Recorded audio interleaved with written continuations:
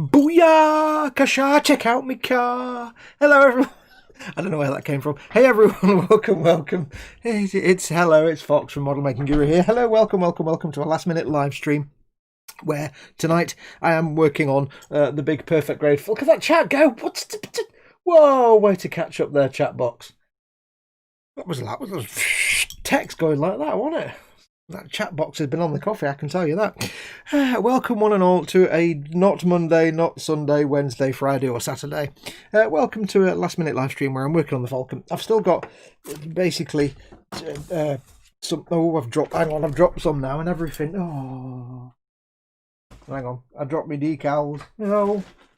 Okay, later on there'll be some decals that I'm missing. I think I found them. There we go. Yeah, I've got all these decals and all of them and... Oh, drop some more decals. Do you know, Fox, you're an idiot. Hang on, I saw where they went. There they go. I've got all of these decals and all of those. I've still got a lot of decals to go. Oh yeah. Well, I haven't had a chance to do many over the weekend, although I did get some done. I haven't had a chance to do any much this week because I've not been particularly well this week. So first, Monday, Tuesday, yeah, I've not got a lot done. So I've got some bits and bobs, but not much. So yeah, we're just working our way through. Tonight I'm going to be working on the seamy underbelly again. I'm not doing anything. There's some I need to do on the top still, but I'm going to save them for when I film the next episode. If you remember, I'm filming a how-to episode, and I've got to do the next step of decal. So I'm leaving a little section on the upper hull clear for that. But for the moment, we're just doing the bum area, the under bum area. I've done some already. I'll have a quick look at chat, but as always, before we get going, first and foremost, quick shout outs to the people that make all my content possible. First and foremost, my patrons, patreon.com/modelmakingguru, and my lovely YouTube channel members who've hit the YouTube button, the join button that's down underneath the video somewhere. They support me financially, they keep this channel going, they pay my wages, they pay the bills, they keep the lights on, the food in my belly and everything. So massive, massive thank you to my patrons and my channel members. If you want to help support the channel, that's the most direct way you can. Become a patron or join the channel itself.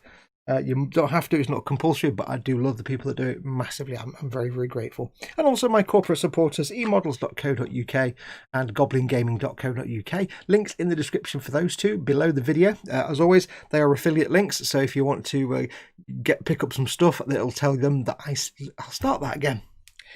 Hang on, coffee time. use the links in the description below the video. It tells them that I sent you, and I get a little bit of a kickback. It doesn't cost you anything. There you go. Yeah, so massive, massive thank you to all of those peoples. Now I'm going to sneeze at any moment, so if I suddenly, I can feel it coming on. Also got a massive, special massive thank you tonight, because I received a gift that turned up in the porch this morning. About an hour ago, about an hour and a half ago. Very late delivery from Amazon. Some paint stirrers, a very kind gift. The card says, a note from George Lucas. It's George Lucas? No, not George Lucas. Star Wars, isn't it? Philip George Lewis. Something to help keep the paint off your sculpting tools. Oh, for God's sake. Right, I can't do talking. So, the rest of this video will be done in mime and interpretive dance, I think. More coffee, hang on. Aww. Right, calm down, Fox. It's been a long day. You're tired. Just shut up and get on with it. Right, yes. So it says, a gift note from Phil Lewis.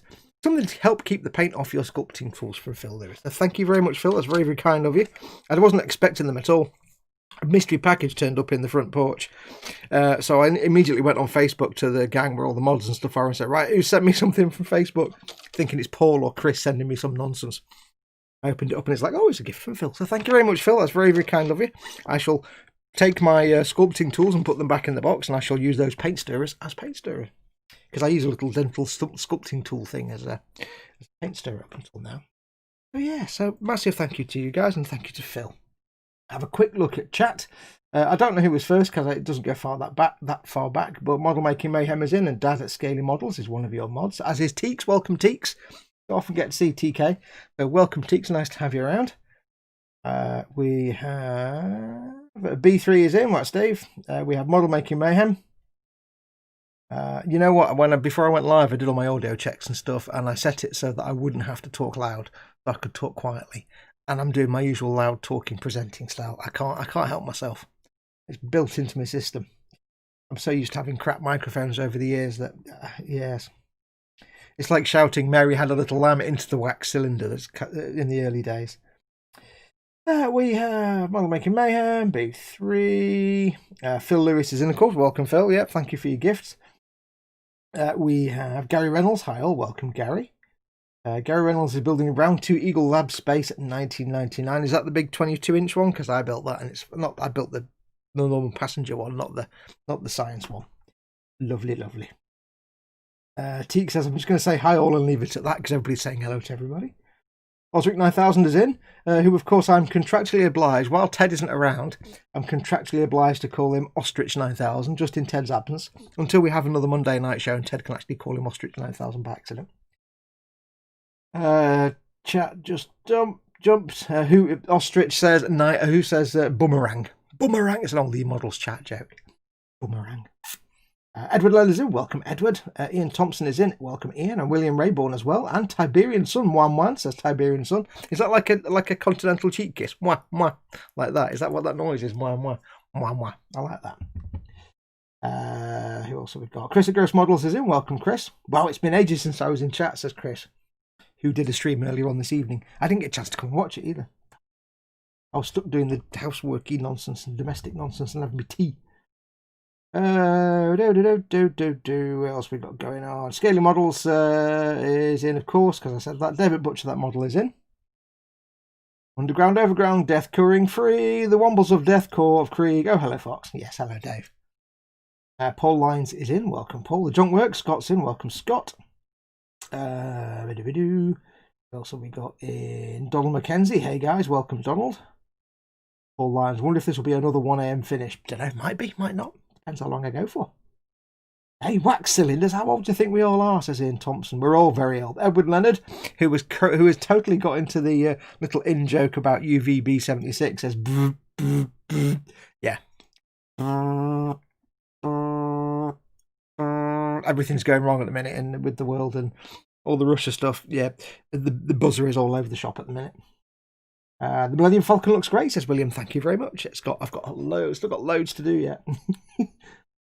Fox, your resolution just went pixel, says Mayhem. That's either my broadband or it's YouTube, and I can't do anything with that. It could be a blip on my broadband. It could just be YouTube being weird. But it should be churning out 1080 of the P's. Fox makes shovel noises at Dave. Yes. You come up with a bane blade. How cute. I've got a shovel. You're screwed. Yeah, I like my Deathcore Krieg. So, yeah, so we're going to crack on with some more decalage. I watched a video today. You know me, I can't stand decal. It's decal for me. It's not decal. And I had occasion to watch a video today where somebody was talking about decals, but they must have said the word decal about 100 times in 5 minutes. But they kept saying decal, and I couldn't help it. Every time they said decal, I was like, decal. Every time they said it out loud on the video, I had to say it out loud to myself, decal. I had to stop watching. Ascension Industries says, hello everyone, glad I could hang out today, and we are glad you could hang out too. EC Idaho says, decal. Yes. It's okay, it was YouTube being a fudge nugget. Well, there you go. If ever there's a problem, it's probably your fault. Not your fault personally, I mean, it's not my fault, usually, normally. I am the same, war, it's decal. Yes. I couldn't help it. He was like, blah, blah, decal, blah, blah, decal. And I was like, oh, decal, oh. It drove me nuts. And I know that some people say it doesn't bother me, but when it's like they're saying it every 2 seconds for like 100 times in 5 minutes, I have to just go and, hit something. Anyway, let's crack on. So yes, what we're going to do tonight, because I've got millions of little tiny decals to do, as you saw a minute ago. I've still got all of these to do. They're all molecular in size. These are actually some of the easiest ones to put on because you just get them off, dip it in the water, plonk it on, dap it down, done. These are easy McPeasy, these little tiny ones. The real fudge nuggets, to borrow a phrase, are these decals that are on lots of raised sort of surfaces and lines, surfaces and lines. There's quite a few on the top. I've not got any, I don't think, on here too much. But there's lots of decals where they go over like tubing and piping and ribbed things, ribbed for his pleasure and things like that. And they're okay. They're behaving. But it takes a little longer. Now, I will do tonight what I will show, and I'll start by doing, because they need the most TLC, I'll start by doing the decals on the goose feathers here. I'll just do one of them, just to show you. Because if any of you are doing this kit, if you've managed to get the one that has the water slide decals, keep in mind as well, folks, by the way, this kit with the decals and with the lighting kit and the photo etch is discontinued. It's not been produced for about 2 years. It's out of production. They're not making it ever again.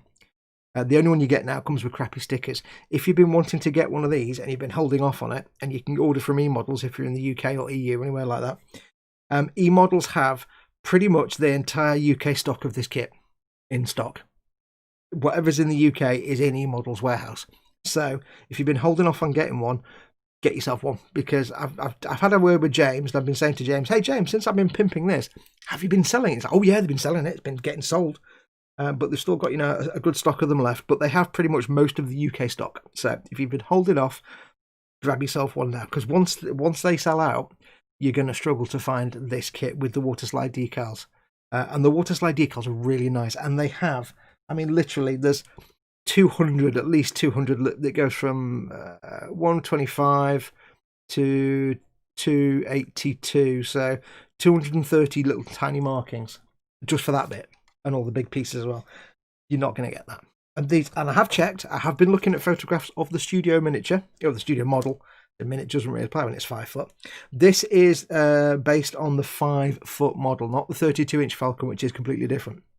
This is based on the original New Hope 5 foot model, and I've kind of gone through, and pretty much every single marking and decal on the original studio model is reproduced on this sheet. And I can tell you, just by going through looking at the studio model photographs, they are spot on, absolutely spot on. I mean, incredibly, to the point that I can tell you, I can't find where it is now, but that decal there that you can't see, that's a tiny slice of a Tamiya logo from a model kit where they've just taken the Tamiya decal in the corner and sliced it up. There's aircraft instrument panels. There are caution ejector seat markings. There's loads of little rescue markings. These are spot on. These are stupendously accurate decals. I was literally going through all the shots, close-up shots of the studio model and going, that little tiny one there, that can't possibly be, oh no, they've got it. So yeah, I'm going to show you, if you have got the one with decals, if you're wondering how to do, if you're not, I mean, you could just paint these things, but I'm going to show you how you can do it with the decals and it'll still look great. So I'll do that tonight. I'll do one of them now in a minute for you. A lot of times when you're trying to get decals to conform to weird shapes, they do struggle and you do have a nightmare. But I can tell you with these, they are perfect. Bit of TLC, bit of squishy, and some decal setting solutions. You'll be fine. Now my chat is over there tonight, just to be out of the way because I need the space here. Or do I need the space there? Can I move it over there? I was going to say the chat's out of the way so I can get the Falcon in shot, but I might be able to jam it under my microphone. There we go. Okay, so I can see the chat now. So everything I was about to say, ignore it. I've dropped my cocktail stick. A quick look at chat before we get going. It still should have a week break for no one's marking. It does. Well, it doesn't say we break for no one. It does have a how's my driving marker. Or drive safely. It is there. It goes under here somewhere. On the real thing. It is actually on the real thing. Transfers. No, you could say transfers. Games Workshop say transfers. It's quite charming the way they say transfers. EC Idaho says good day and everyone. Fox and everyone. Is decal not decal like GIF not GIF, says Mayhem. Absolutely correct. 10 points to model making Mayhem there. No stickers, says Idaho. Yes, if you're looking to get one of these, I'd strongly recommend you get it now, if you've got the chance, if you can. Or as soon as you can get it, because like I said, once your models are out of stock, you're going to struggle to find it, because they stopped making them. And I don't know of many places that have got much stock of it at all, other than e-models. So once they've sold out, the only place you're going to find this is on eBay. And once the numbers get really low, people are going to start putting the price up for like 500 quid, 700 quid, 900 quid. For when the Fine Molds Falcon, that is now the Revell Master Series Falcon. But when that was when it was out of print, and before Revell picked it up and reboxed it, that was commanding 600, 700, 800 quid. But it was normally the same cost, about 300 quid like this. But when that went out of print, that was like 800 quid. So yeah, if you don't want to get gouged, worth sorting it. When putting the airbrush away, says Donald McKenzie, I like to put it back in the box it came with to look after your tools and all that, so need to take the quick coupling off. Does anyone else do it or just back in the drawer? No, I always put mine. I was going to say I put it back in the box, but I don't. That's other junk. I don't do that because I have it on, I don't have a quick release, but mine is actually, I don't know why I did that because it's there right next to me. You can't see it, but it's actually hanging off the thing that this camera is attached to an angle poise lamp thing, but it's not actually an angle poise lamp, it's an angle poise microphone boom arm, and the camera's on a thing on the end of it, and the airbrush hangs off it quite nicely, so that's what it's attached to. So I don't know why I got my box out, because it's not ever stood in the box. Never mind.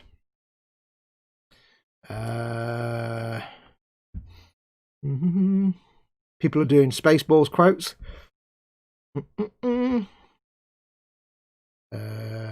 Where does the big Bandai one go, Fox? There. I think I'll put that on the. I haven't decided what I'm doing with the base yet. I primed it black. I may just make the display stand black, because it's the whole point of the display base is you're not, say that again with words, you don't want it to distract you from the actual model. The display base should be as invisible as possible. Often just painting it black is the best way to do that. But I might put that, I don't know, I might put it somewhere. I really must at some point get onto the guys at Fallout Hobbies and send them a PDF, send them a Photoshop file with my Model Making Guru logo in lots of different sizes, so that every time I do a build, I can put a Model Making Guru logo on it.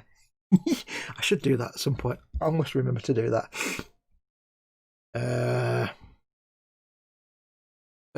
LD says, hi Fox, I'm going to buy a kit but not feeling like building at the moment. Decided to buy a bass guitar to keep my guitars company. That sounds fine to me, mate. At the end of the day, you go where your mojo takes you. You never do something that you don't want to do, because that never ends well. Phil Lewis says something and then retracts it, so it was clearly outrageous and heretical. Paul Lyons, got my new gun trigger airbrush this weekend after Fox said they were much easier to use, and it's so much better to use. Cheers for that, Fox. Yeah, they are. Because, I mean, this is so much infinitely better than that. That hurts my hand, but that I can sit like this, because this is my Xbox trigger finger. So I can steady the brush with my finger there. I can use my middle finger to get the trigger action going on.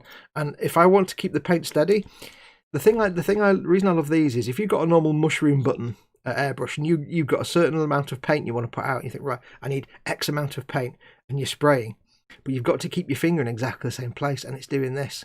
If you've got a trigger like that, you just put your hand there, you can anchor your finger like that, and that finger is not going to move ever, and you can always keep that amount of paint coming out. Perfect. I'll never go back to, I do have a button Iwata Revolution that I use for like some things, but 95% of the time I'll just use that. Dad asks the most important question, what's on your bench and what's in your belly? Yeah, what are you working on right now, and what have you had for your dinner, or what are you going to have for your dinner, depending where you are.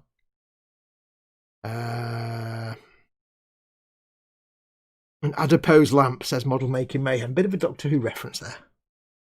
TK says, bench 132 Iron Maiden Spitfire, belly boring Dutch food. Is that just a bowl of with a bit of on the side? I retracted the last message because I realised everyone was already quoting Spaceballs. Okay, this is they've kind of gone off on one of it. I'm just left it now. Bench is the latest Nerf spaceship. It's a Nerf gun converted into a spaceship because that's what B3 does. Belly was cheeseburger and onion rings, but I forget to get burger buns and I had to use sliced bread. That's fine. My dad used to make them all the time. Burgers on bread, it's great. Do hot dogs on bread as well. It's fantastic. Those big flat hot dogs, you get like 5 hot dogs on a sandwich. It's great.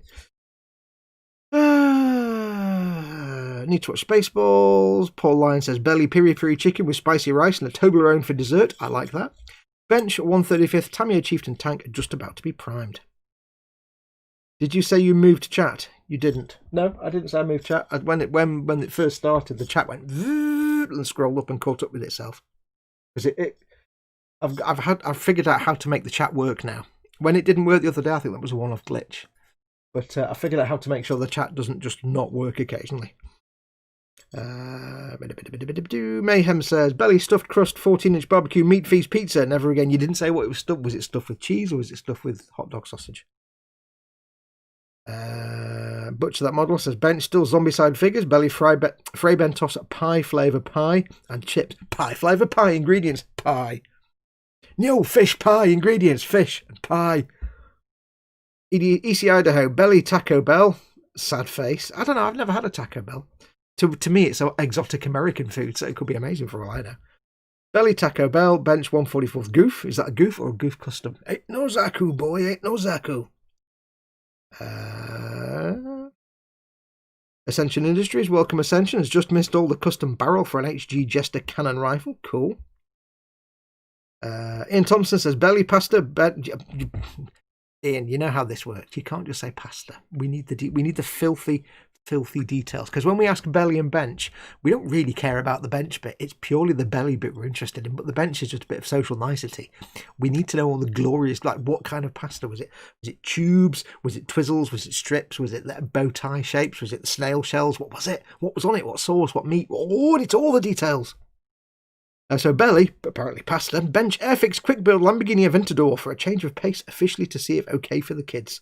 Apparently they are, yeah. Ted got one for his niece, or his granddaughter, I should say niece. His granddaughter Skylar, she loved it. Tommy's in. Hey Tommy, welcome Tommy. K-pop Mummy Barker. Model Making Mayhem says cheese crust. There we go. William says nitro powered RC truck and a Kit Kat. Ooh. Donald Mackenzie, bench Iron Man with horrible smelly Alclad and Meng HMS Hood, belly baked cheesy chili hot dogs. Chili dogs always bark at night. I baked your pie. Oh boy, what flavour? Pie flavour. Graham M says, evening Fox, welcome Graham. I totally agree with you on the trigger type airbrush. I had an early Tamiya Sprayworks model, loved it. I'm finding the double action ones really tricky. Yeah, that's the only downside. I mean, that is the thing about them. The only problem with trigger brushes for me is they're really either not many people do them, and the ones you can find are usually really expensive. You can get a lot of cheap, crappy Chinese knockoff ones on eBay, but they're crap, or on Amazon, but they're terrible. Coffee time. We're getting good ones. Not a lot of manufacturers do. I mean, if there was a Harder and Steenbeck, I'd put the money down for a Harder and Steenbeck with a trigger. Oh, yeah. Fox Taco Bell Anti-Exotic, Goof Custom with Zaku high mobility legs, so a space Goof Custom. Well, to you, Taco Bell is probably just like dumpster clearage, but to us here in the UK, Taco Bell is like, I don't know, foreign exotic food. I know it probably isn't. Well, at least, well, say to me up north here, they might have it down south that's full of Ponces, I don't know, but in the Ponce South, they've probably got Taco Bell. But yeah, to us, it's exotic foreign food. Edward Lowe says, chicken enchiladas, salsa verde, and yellow rice and black beans. There you go. EC Idaho, I had my first taste of Taco Bell, says Model Making Mayhem, a few weeks back and enjoyed it, but don't think I'd have it again. Ian says, pesto-infused twisty pasta. I like the twisties. Twisties are cool. Yeah, and now I'm really hungry. Fantastic. I've never eaten a Taco Bell, says Brian. And welcome, Brian. I've never had a Taco Bell. I've never even eaten any food like that before. I've had a couple of the old El Paso make-them-yourself fajita kits that I've done at home. They were quite nice. And I've been to a place like that once in Telford, because I went to, it was the week before the Telford Big Model Show, but I didn't go that year. But the week before, I was working in detailing and I had to go to Waxstock, which was the big detailing show that's on a week before, was on a week before the Telford Model Show, the ICMS show. I don't know if they still do that big Waxstock show. They might do, I don't know. But yeah, it was like Waxstock, and we had a stand there and stuff.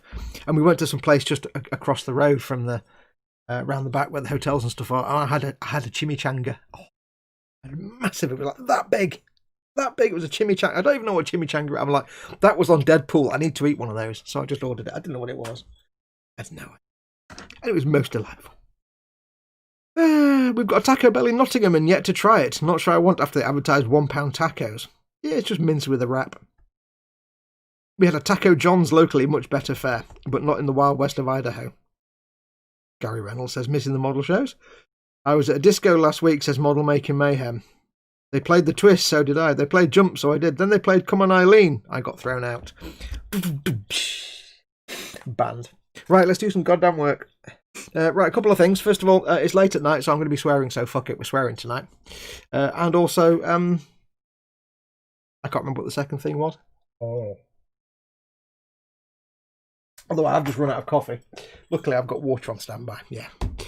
There might be swears tonight. So yeah, we're going to do some decals. Let's have a look and see what we've got to do. We have to do... now, I will say... one thing I did find when I was doing all these streams last week, doing these decals, it's an absolute arse trying to get the Falcon in shot so you can see what I'm doing, whilst also being able to see what I'm doing. So a lot of tonight, you might just see the top of my visor, and that's about it.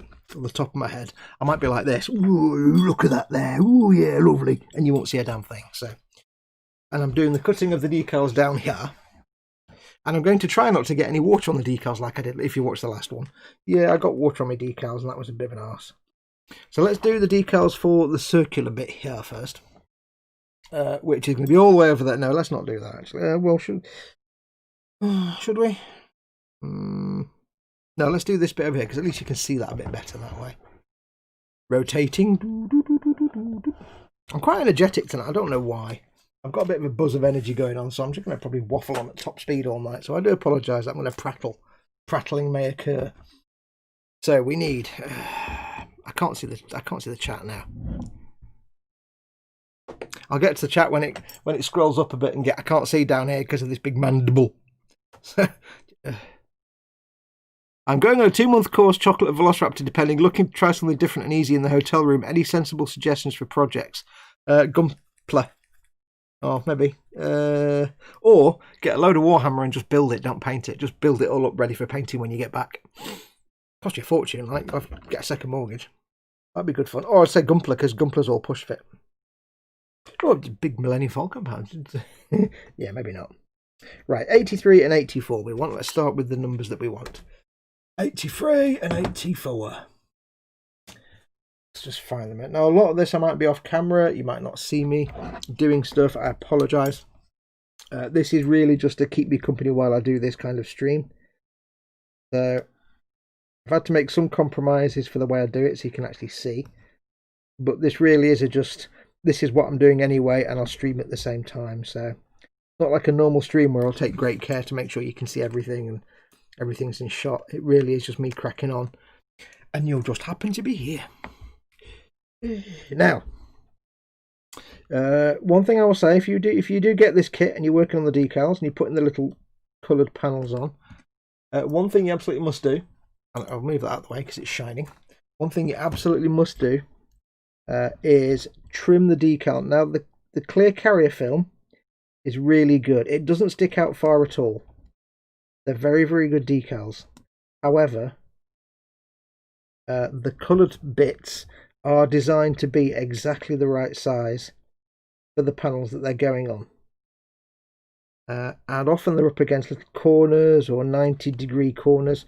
So even the tiny, tiny bit of clear carrier film sticking out over the edge is going to give you grief. It's going to be a pain in the bum because you have to try and get it to stick down. So I would say, just as a matter of course, for the big coloured patches, good practice is to trim them right up to the print anyway. Don't worry about being accurate. If you've seen any of the previous streams where I've been doing this, many times I've said the beauty of doing the Falcon is that if you mess up a decal, it doesn't matter, because all you do, if you've messed it up and it doesn't quite fit, or you've cut it a bit small, you just scrape some of the decal away and it's a paint chip. Because there's so many paint chips on the coloured panels, nobody's going to know if you had a couple extra. So don't get too worried about trying to get the decals to line up with edges, or to try and get them going over little marks and raised greebles. Loads of times when I've been putting these on, it's gone over a greeble and it's ripped a bit. Doesn't matter, because as I said, a lot of these will vanish. No, I didn't say that at all. A lot of these aren't meant to be knackered and battered anyway. So that's going to go there, and that one goes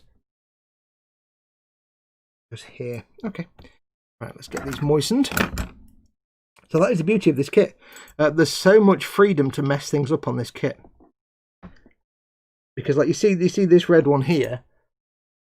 You see that red one there, it's got all the blue bits. That's just where it's clear because it's supposed to be a paint chip, so it just shows the colour underneath when you put it on. If that didn't have those on there and I put this on the panel and it somehow got distorted or warped or ripped or something, I'd just scrape that bit of decal away. If you're having trouble getting the decal to conform over a bump or a surface or a raised detail, just cut it with a knife, get it to bed down, and if you need to later on, just make it look like a paint chip. So much potential to just wing it on this.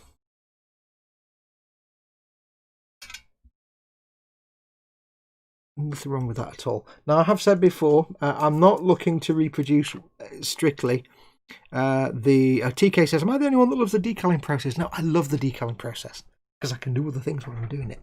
Yes, I'm not looking to reproduce strictly accurately the filming model, the 5-foot filming model. Now, I know some of you will have seen this in other streams, but for those who haven't, there's a very deliberate reason why I'm not reproducing 100% the look of the studio model. And that is because, and I will post a link up in the boom hut to the archive that I've got from Modelers Miniatures Magic. If you look at the paint job on the studio model, it's kind of ass. It's kind of it's not a very good paint job at all. It's basically just painted the white colour, or the off-white colour, and then they've just sprayed on some blacks and greys and done some splatter marks and stuff and some bits and bobs. It's painted pretty poorly. It's not a good paint job at all. So if I was to faithfully reproduce the studio paint job, it would look like complete and utter garbage. You'd be like, Fox, what the flip is that? It looks like absolute crap. You've just painted on streaks and you've just, got a straw with some black paint and blown it over there. What the hell are you doing? And I'd be like, yeah, but that's what it looks like in the studio model. It wouldn't work. It just wouldn't work. Because on the studio model, it's, for a start, it's 4.5 feet across. And you get away with a lot more. And also, it's designed to be seen on film, on screen, not designed to be looked at up close. Your model you're making is a couple of foot across, or foot and a bit across, and it's designed to be looked at mightily close. So, yeah, I'm not going to be reproducing the studio model, mark for mark. I'm going to obviously use it as a reference guide, but I'm kind of doing a half and half between the studio model and imagining what the ship would look like if it was real. So that's what I'm going for. So again, I'm not too worried then if I don't get exactly if I make a mess of a decal and I have to kind of add some chipping because I've ripped it, or you know, if I've already lost one decal because it went wrong and I had to just take it off. I will admit there's one coloured panel, I can't remember where it is, like you get one of these little grey or something panels, and I just couldn't get it to fit on, and it kind of got ripped, and I was like, you know what, okay, I just took it off. And I thought, at the end of the day, I'm not really fussed, it's fine. One little decal, it's not the end of the world. So what I'm doing here is, I don't know if you can see, there are two little, what I call tick marks, these little square sticky up greebles on this plate where the decal's gone. And you might be able to see here, if I zoom in a bit for you. Simulations. That made no difference at all. One of the little square bits, the decal's ripped and I can see the paint underneath. It's like you've got a square panel here and the decal's gone over it and then ripped a bit round the edge. That's fine. Doesn't matter. Absolutely doesn't matter. In fact, that bit of decal's moving because it will eventually bed down. But it means A, it's going to bed down and make it nice and smooth. But it just looks like where paint's worn away. So it really doesn't matter. If a decal rips, you just make it look like it's meant to look ripped. You build that into the weathering. Meant to look like that. Like this red one here, it's got loads of chips all over it. So if I was to slip and rip the decal, it'd just be another chip. Because all that happens is, the chipping on the decals is just a bit where it's clear and this paint shows through. So if you make a mess of it, just rip it. So I'm making sure these are really pressed down firm into the surface to make sure they take account of any little raised surface details that they need to bed around. At this stage, they're not going to conform to everything. If they're little pipes and stuff, it might be like a tent. You might have an object here and the decal kind of sits above it like that. Doesn't matter. Does not matter, because we'll do lots and lots of layers of fluids and we'll do lots and lots of pushing and squishing and things like that. So first thing, I'm going to go in with a coat of the MicroSET. We've got them on, got them bedded down. Coat of the MicroSET. This is the blue one that smells like vinegar. And all we're going to do is generously give it a coat of this. Now, there is no gloss varnish on this model. I have not glossed it in advance. This is being applied. These decals are going on onto the bare Tamiya paint. Because it's smooth enough, it's fine.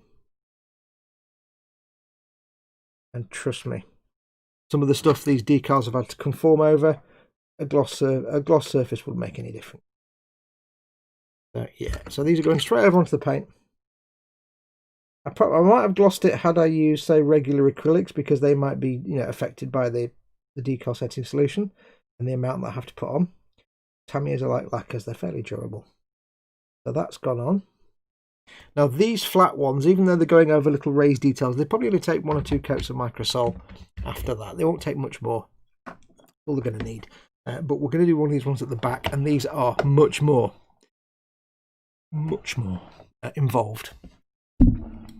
Martin Hardianto is in, says, welcome Martin. He says, rip the decal. Oh yeah, that would be nice.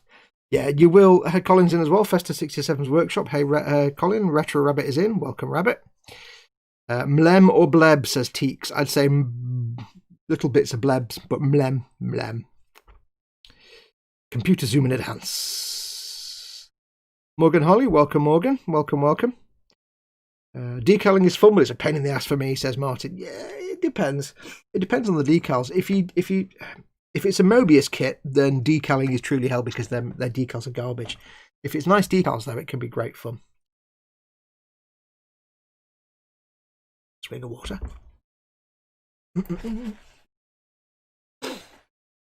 But I have to say, these are going down beautifully. They are absolutely behaving. They're a bit thinner than normal Bandai decals. Taking my socks off, it's too warm. Oh. Yeah, these are actually a little bit thinner than Bandai decals. They're kind of almost a bit cartograph. Apart from the printing quality isn't that great, as good. But yeah, they're weird. Anyway, right. Bit of Graham M. It says evening Colin. Welcome Colin. Colin saying hello to everybody. Hi Dave. How's the face, Dave? How's your injury? Let's leave it at that. How are your war wounds? Right. We're going to put a decal on one of these goose feathers. And I'll show you how you do it. It's actually really easy. It just takes a bit of perseverance. So, for example, on the destructions here, we need a decal on the first one and the second one. 1, 2, 3, 4. Right, now I'm going to be one short because one of them I messed up, and that was the one that I took off and threw away. So I'll show you one of them. I could do the first two, because we've got two right next to each other here. So we have these little decals here, and they are these little shapes here. These little sort of square shapes, like the letter C. And they're designed to go over this goose feather panel here. You see, you've got the arm that comes down here like that, and then this flat bit. Now, there's two raised edges on either side. I can't zoom in close to show you, unfortunately. There's two little raised lips at the side, and the bit in there is grey. Now, it would be very easy to paint these. You'd have to, repaint the little sticky up, because the little sticky up edge bits are supposed to be white, but the plate here, this bit, is supposed to be grey. But it's got two little raised greeble details here, and it's got a step here. It's like that shape from the side. It's this shape, and then there's a bit here.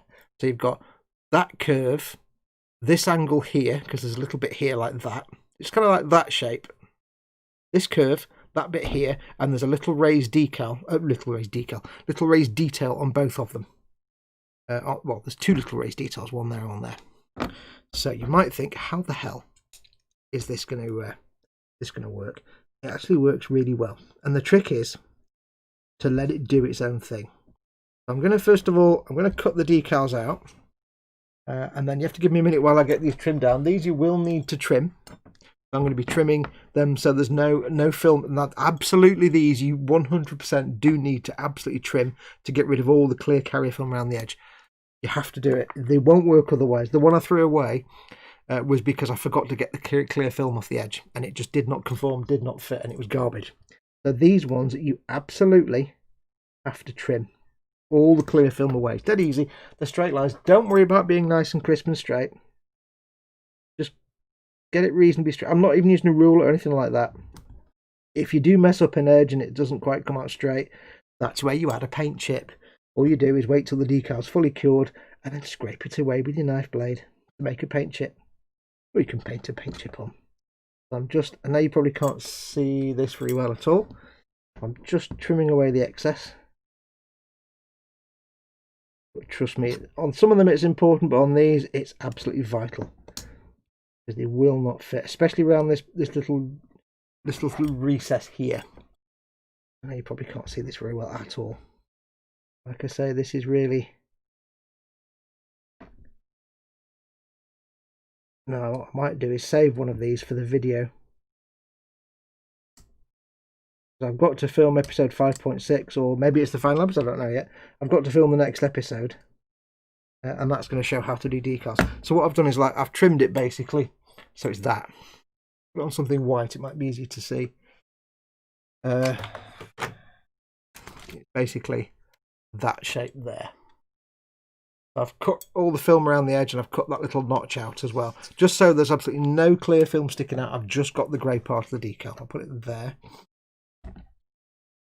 And this is absolutely vital for these specific decals, because they have to fit between the two raised lips of each goose feather, and they have to fit around this raised bit where the plate attaches to the arm, and they have to be perfectly wide and tall to do that. If you don't cut it at least from around the edges, they're going to stick up at the side of these little plates, these little raised sides, and it's just not going to fit. So that's the one decal I had to abandon, throw away, because it was not working. It was sadness. I may have said and it wasn't that I didn't know to do that, because it was the third one I'd done, and the rest I'd all trimmed. And that one I just kind of forgot, and just without thinking put it in the water, got it on the model, and went, oh crap, I didn't trim the film. Oh. And by that point, because the decal's off the backing paper and it's in the water and it's on the model, you can't trim a wet decal. That it just doesn't work. I could have got the decal on there and then trimmed it, but because there's so many steps of squishing down and smoothing for these, that's not an option with these, because these will not fit at all when you put them on. They will not fit at all properly. You've got to really fight them a little bit. Not fight them, but you've got to work with them to get them to bed down. So for these, just make sure You are absolutely 100% trimming away all the clear film from the edge. I wish my kids were as well behaved as these decals, says Ian. Healing, thanks Colin. Nose must be knitting. It feels like I snorted Ken Dodd and he's going nuts with the tickling stick. Ew. For those that don't know, Dave fell off his scooter and broke his entire head. Yeah. Mayhem say, oh, hang on, what's that? Oh, right, yes, I see. Are they not scoops from a snowplow or similar, says Donald Mackenzie. They may be. They could well be, or a bulldozer or something. I don't know what they actually are from. I don't know what they're called on the Millennium Falcon. I just call them goose feathers because they remind me of the things on the back of a jet, the thrust vectors on the back of a jet turbine engine. So I just call them goose feathers because I think that, if I remember rightly, that's like a slang term for the little things on the back of an exhaust nozzle. They might not be called that. I think they're called, like, thrust vector plates or something. Some poncy made up sci-fi name. I just call them goose feathers because it sounds very Air Forcey. Sounds very US Navy, which is always a winner. Bulldozer, that's it. Christopher C is in. Welcome, Christopher C.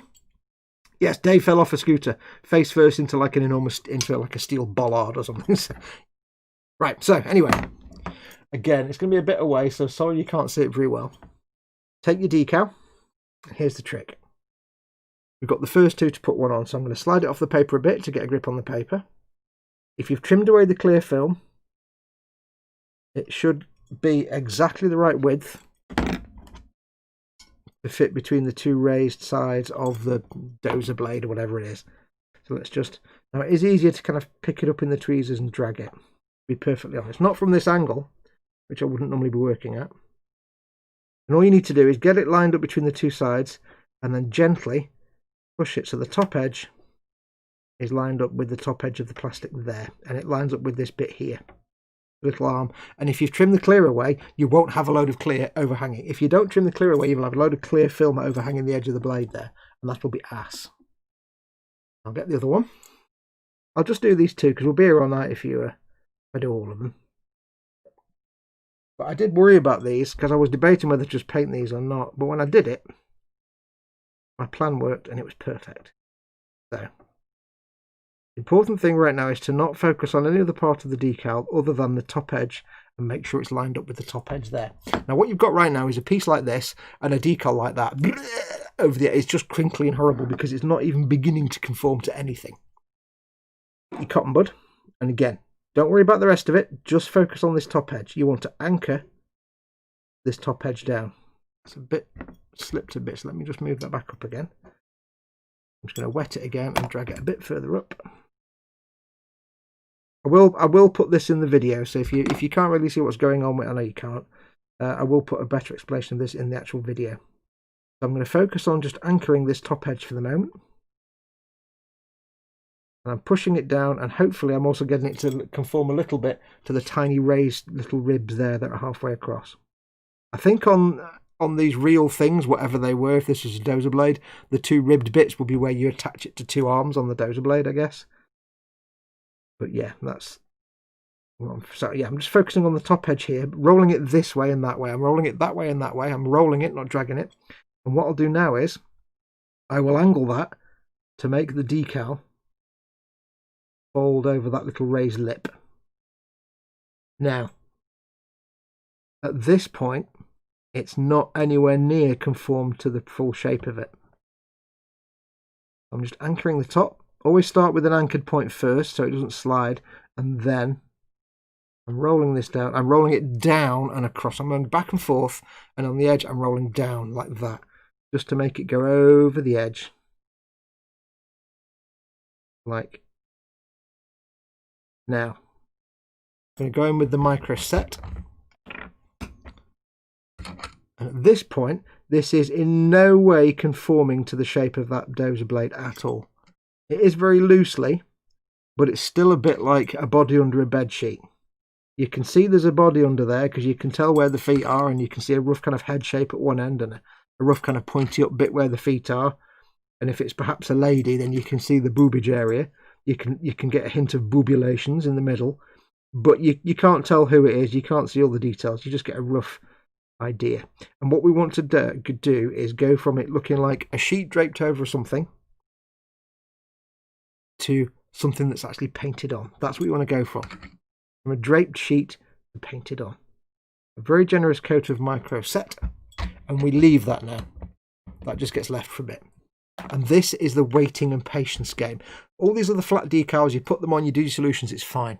With these, it's a multi-step process. You're going to be coming back to these for a while, and we'll go through it. And hopefully by the end of the show, we'll have got quite far. The trick with these is to get them to conform to the two little raised bits that are here and here, and this step. If you remember, it's like that shape, and it's got a little lip, and you want it to conform to this. The decal wants to go across the gap like that, but you want it to go down and along. Just working with it. If you try and do it all in one go, you're going to ruin the decal or make a mess of it. You have to give the decal a chance to stretch and fit. So get it on, loosely, roughly push it down, get your solution on there and leave it for 5 or 10 minutes. Don't be tempted to mess about with it. Swig of water. Oh yes. Where are we up to? Mayhem says, Dave, you fell off a scooter. Yes, he fell off a scooter. 50-year-old bloke. Well, not 50, a middle-aged bloke. Fell off a scooter. And Mayhem says, you know we care, Dave. That's why we give you stick. And Dave says, when you're 4'6", 28 kilometres an hour feels like 100 miles an hour. Yeah, hobbits measure speed differently, says TK. Sorry, but that one was too easy. Retro Rabbit says, boobage. You ask Colin, I'm very tall for a hobbit. Dave, you're short even for a stormtrooper, says Mayhem. How tall is Colin then, and how many breakfasts does he eat? I need to quit this. Right, so we're going to leave that for a minute. We're going to move on to some other decals for now. Let's do cashier number 4, please. Let's do 85, 75, 74, and 85. Yeah, 75. I'll put that there. 75, 75. I've lost it now. Where are we? 85, 75, and 74. 85, 75, 74, 85, 75, 74. 20 odd, 20 odd. Don't want that one. There's 85. You can just rip it off because it's just on the sheet by itself. So there's 85 there. 75 and 74. There's 77, 76. 40s. This is the one downside of these damn decals, is that you end up with like, you start with one big sheet and end up with lots of little sheets because you end up cutting them off and orphaning them, and it's like, oh. Right, 75, 74. Yeah, where are you? 65. Ah, there we go. Aha, found you little tinkers. Yeah, little tinkers. Right, can go there. So let's get these off. 7/5 of people have problems with fractions.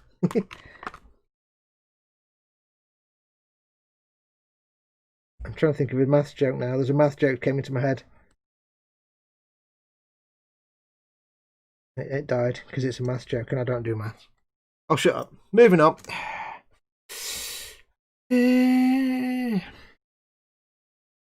Right, so we've got to, again, get these trimmed down.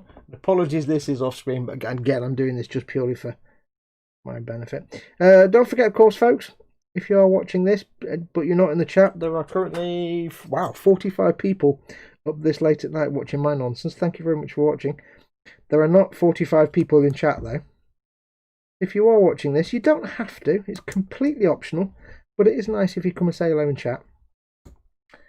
Do come say hello. There's lots of lovely people in there. It's a good time to be had by all. If you're watching this, you don't know where the chat is.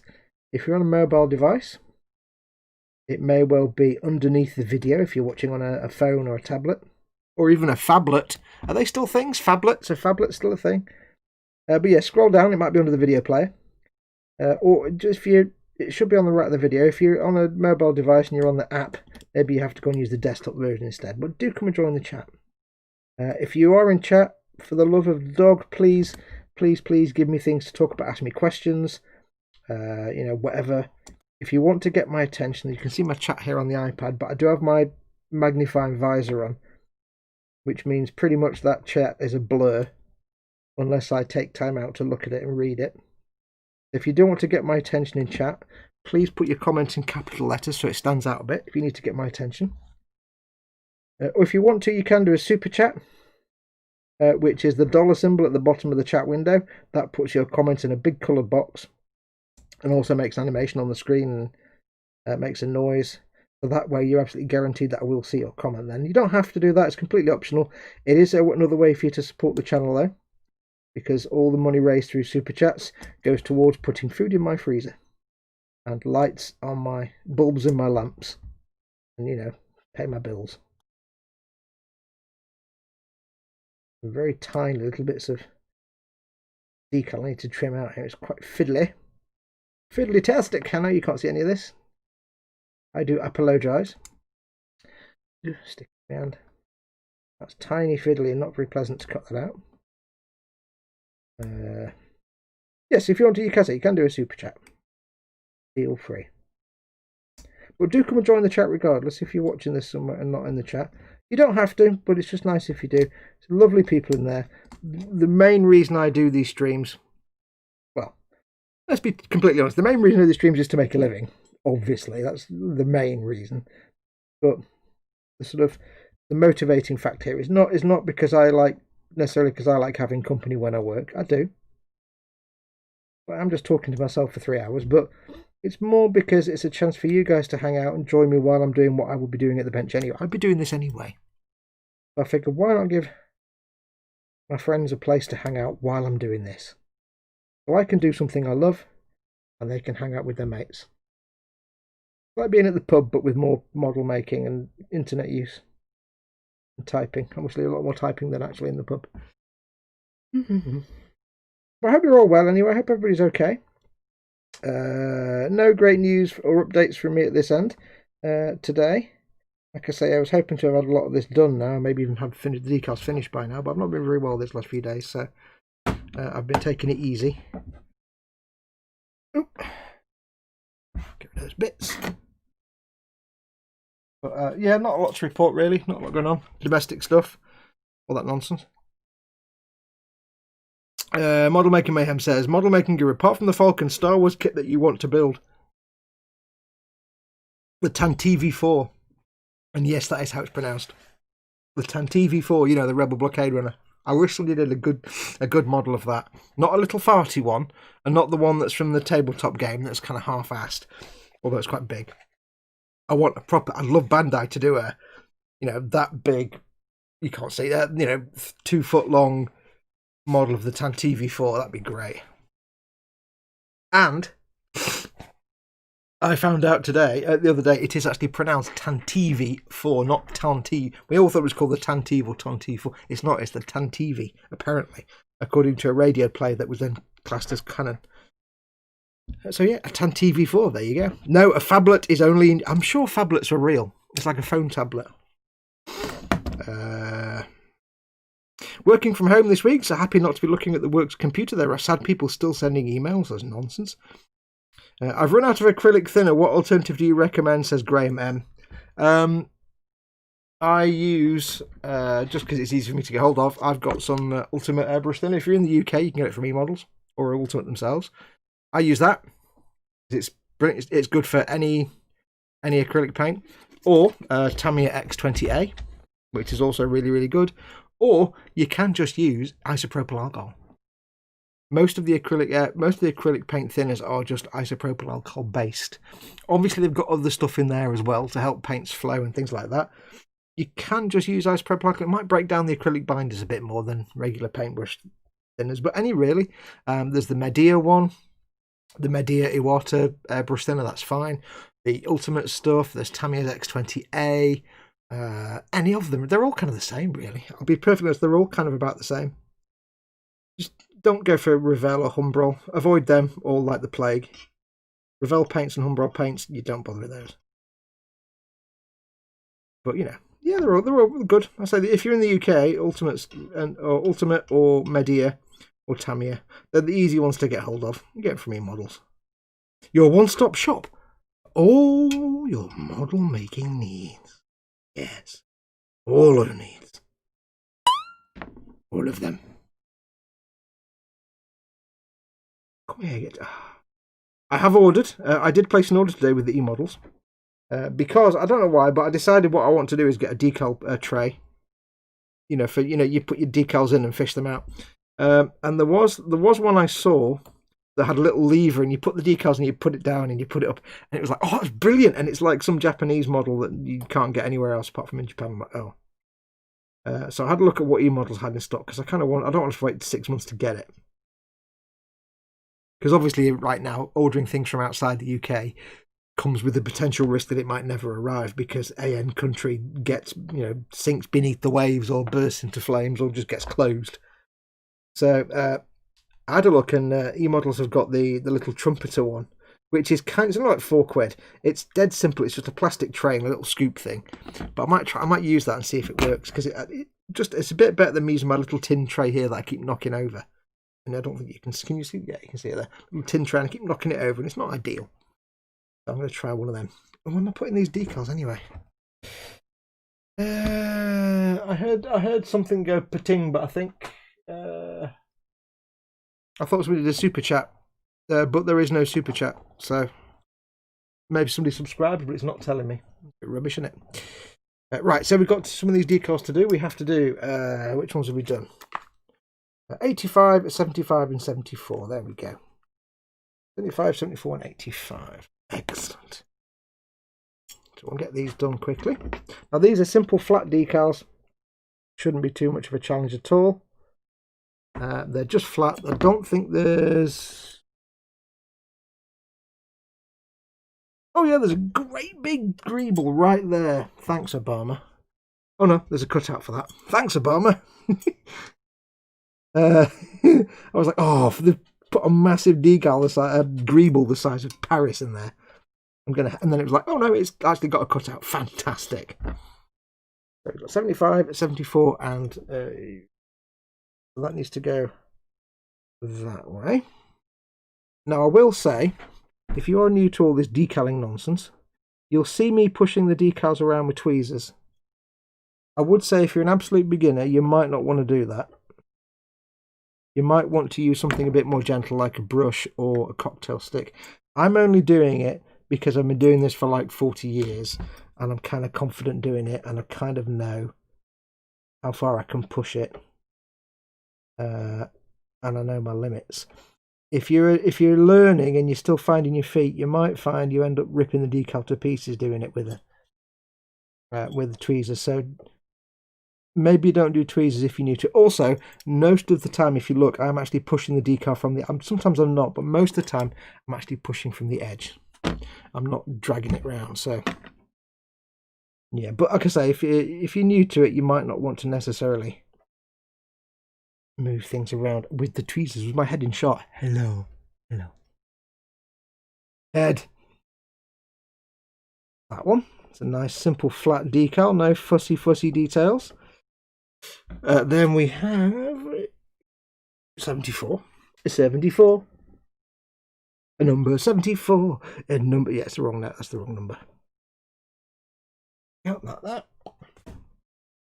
Like I said, I've been doing this for a long time, so I know when I kind of know how to move a decal without ripping it. Not, you know, I'm not flawlessly. I do mess it up sometimes, but most of the times I'm okay. You know, I'm confident enough that I can pick a decal up and drag it around. I can literally, if I could get the tweezers under this there, if I can get them underneath, there we go. I can drag it around like that, because I've been doing it long enough. I'm comfortable enough with the decals to be happy to do that. I'm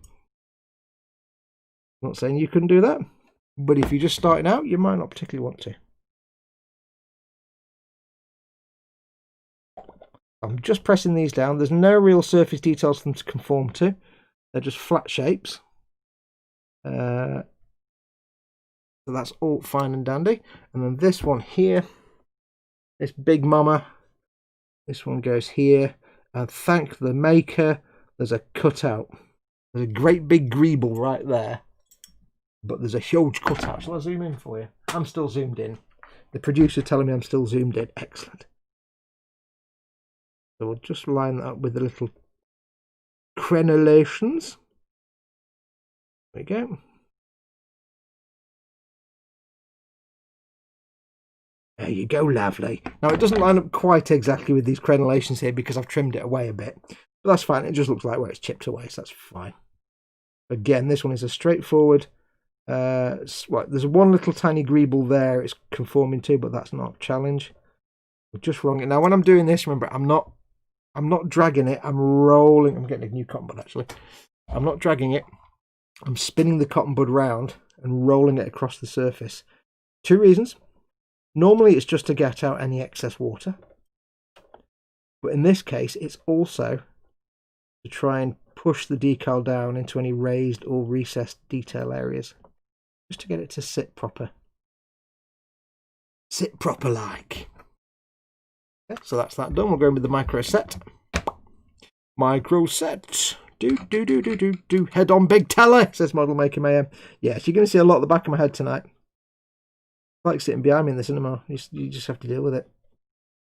Also, I'll tell you all the plot points as we go along. No, I won't do that.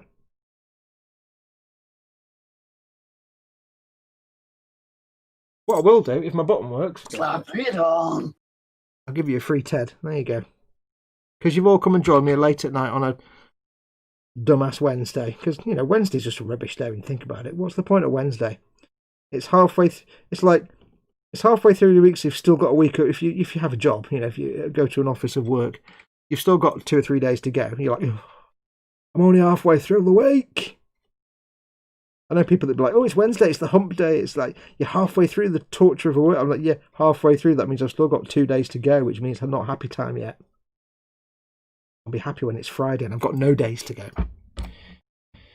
Right, so that's them on. Done. There you go. Happens, they really grand. Now, what I will do is, while we're waiting for those to cure, I'll go back in with not MicroSET this time, MicroSOL.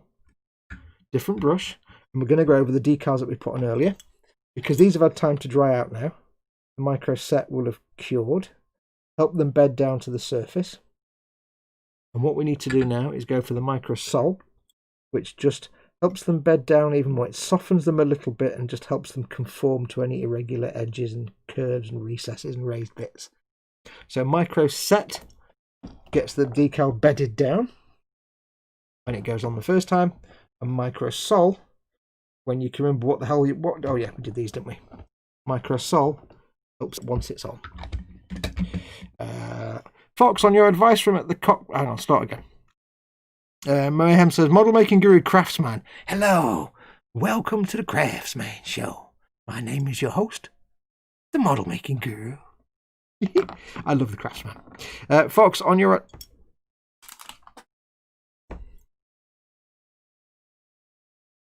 Also, yes, Tony Kasheri's Creole seasoning. Yes, I'm going to treasure that forever. It's been handled by it's probably handled by Mama, Crafts Mama, because she does all the packing and stuff. So it's probably Crafts Mama that's handled those. Fox, on your advice from the Cockpit vid, I got Vallejo Premium Matte and Gloss varnishes. The gloss is fantastic. The matte is fantastic, shiny. I've tried not going heavy, but always shiny. Any pointers? Yeah. First and foremost, the most important thing you can do with the matte varnish is that for about 5 minutes. It hurts.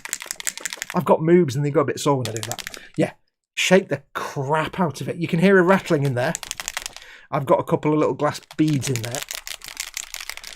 The trick is, with matte varnishes, you have to shake the living shit out of it. And really, I mean, seriously. If you have a matte product, whether it be matte varnish or whether it be Agrax Earthshade, which is a bugger, if you have a matte product and it's going on shiny, basically matte varnish, you have to understand what matte varnish is. Matte varnish is basically gloss varnish with some matting agents in it that make it not shiny. If you're spraying it and it's going shiny, there's only 1 or 2 reasons. One, you've put it on too thick, all in one go, and it doesn't work properly. Or you haven't if you've not shaken it enough, the matte, when you get it into your airbrush, all the matting agents could be at the bottom, and if you don't shake it, all you get is the glossy stuff from the top. So you have to, I'm out of breath, I have to shake the crap out of it. Put some agitating balls, stirring balls in there. Oh, I've got a little bag of little glass beads that were sent to me. I put them in everything. I recycle them around, but stir the crap out of it. It will be that the matting agent hadn't gone all the way through all the fluid, so when you're pouring it out, you're just getting the gloss varnish, basically. Also, build it up in misty thin layers. A very light misty key coat, flash that off with some air, and then do a slightly heavier second coat, and if needed, a third coat. If you go, when you finish watching this, if you go to my channel and go to playlists and then created playlists, because yeah, that's the only way you see all of them, I think I showed how to apply it in my Lehman Russ, Hello Kitty Lehman Russ video. I think I did. If not, I will have shown it in the Suzabi video, but that was patrons only.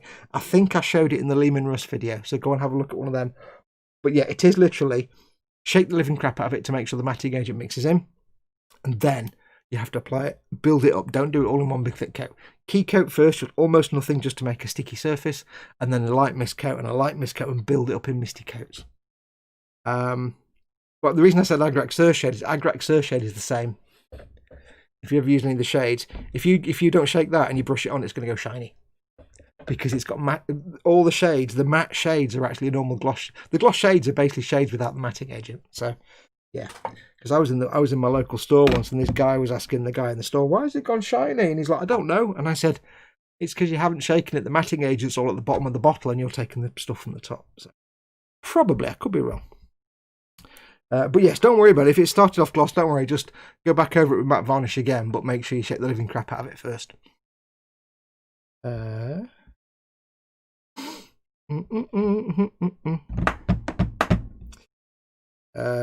Points to identify the movie. Get your goddamn head down. I don't know, but I was thinking of the thing from, I don't know what film. I'll shut up. I've forgotten what film it was anyway. It's a different quote from somewhere else. Donald McKenzie said, "Wednesday's normally the day the buggers asked me to work overtime." I was going to do something, wasn't I? Yes, I'm going to do these. Right.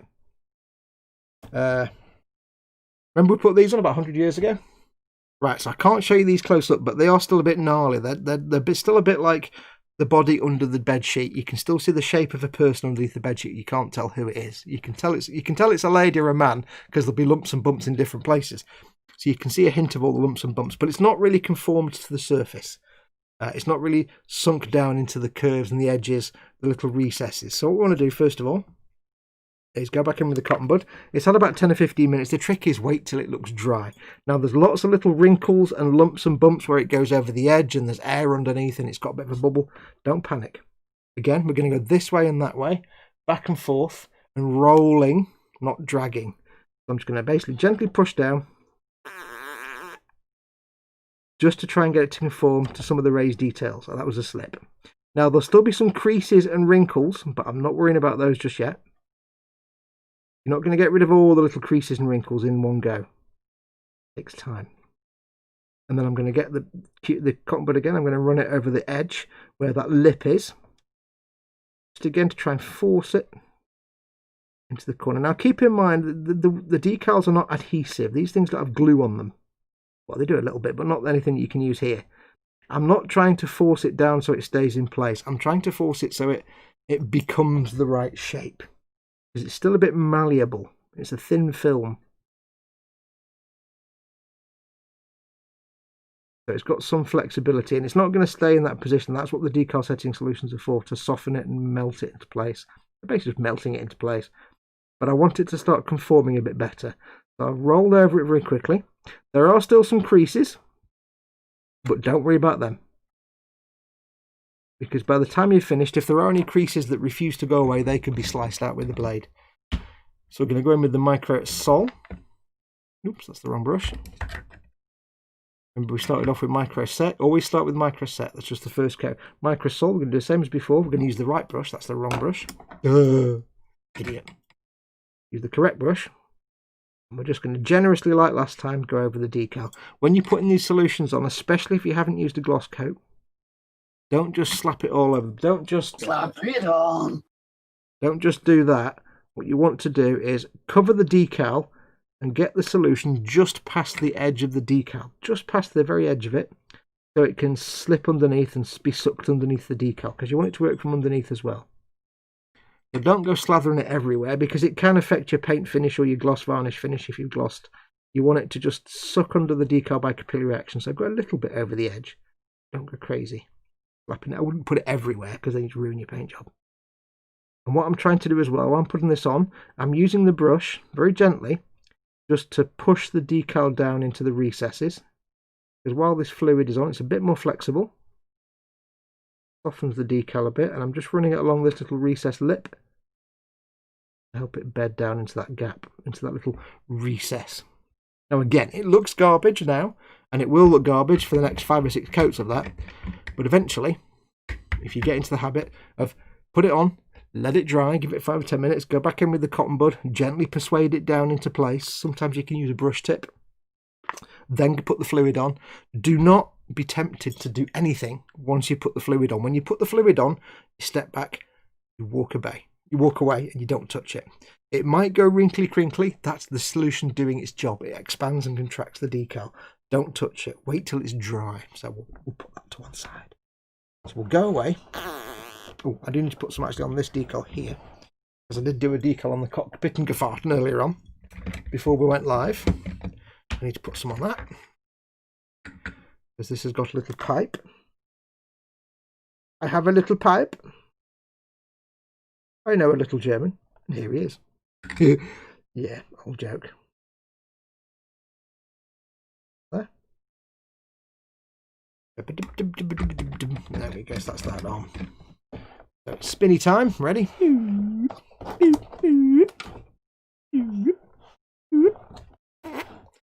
Just covering up the chat again now. Okay, so they've dried out almost. We'll go back over them in a minute. The basic rule of thumb is with the solutions, put the set on as soon as you put the decal on, get it on there, bed it down, put on some MicroSET. Once it's flashed off and looks dry, you can go in with MicroSOL. And you can even come back to a decal 2 or 3 days later and start putting MicroSOL on it again. Because until these decals are sealed in, it's just a film on the surface, and you can go in with the solutions and start reactivating them and helping them bed down. It all works.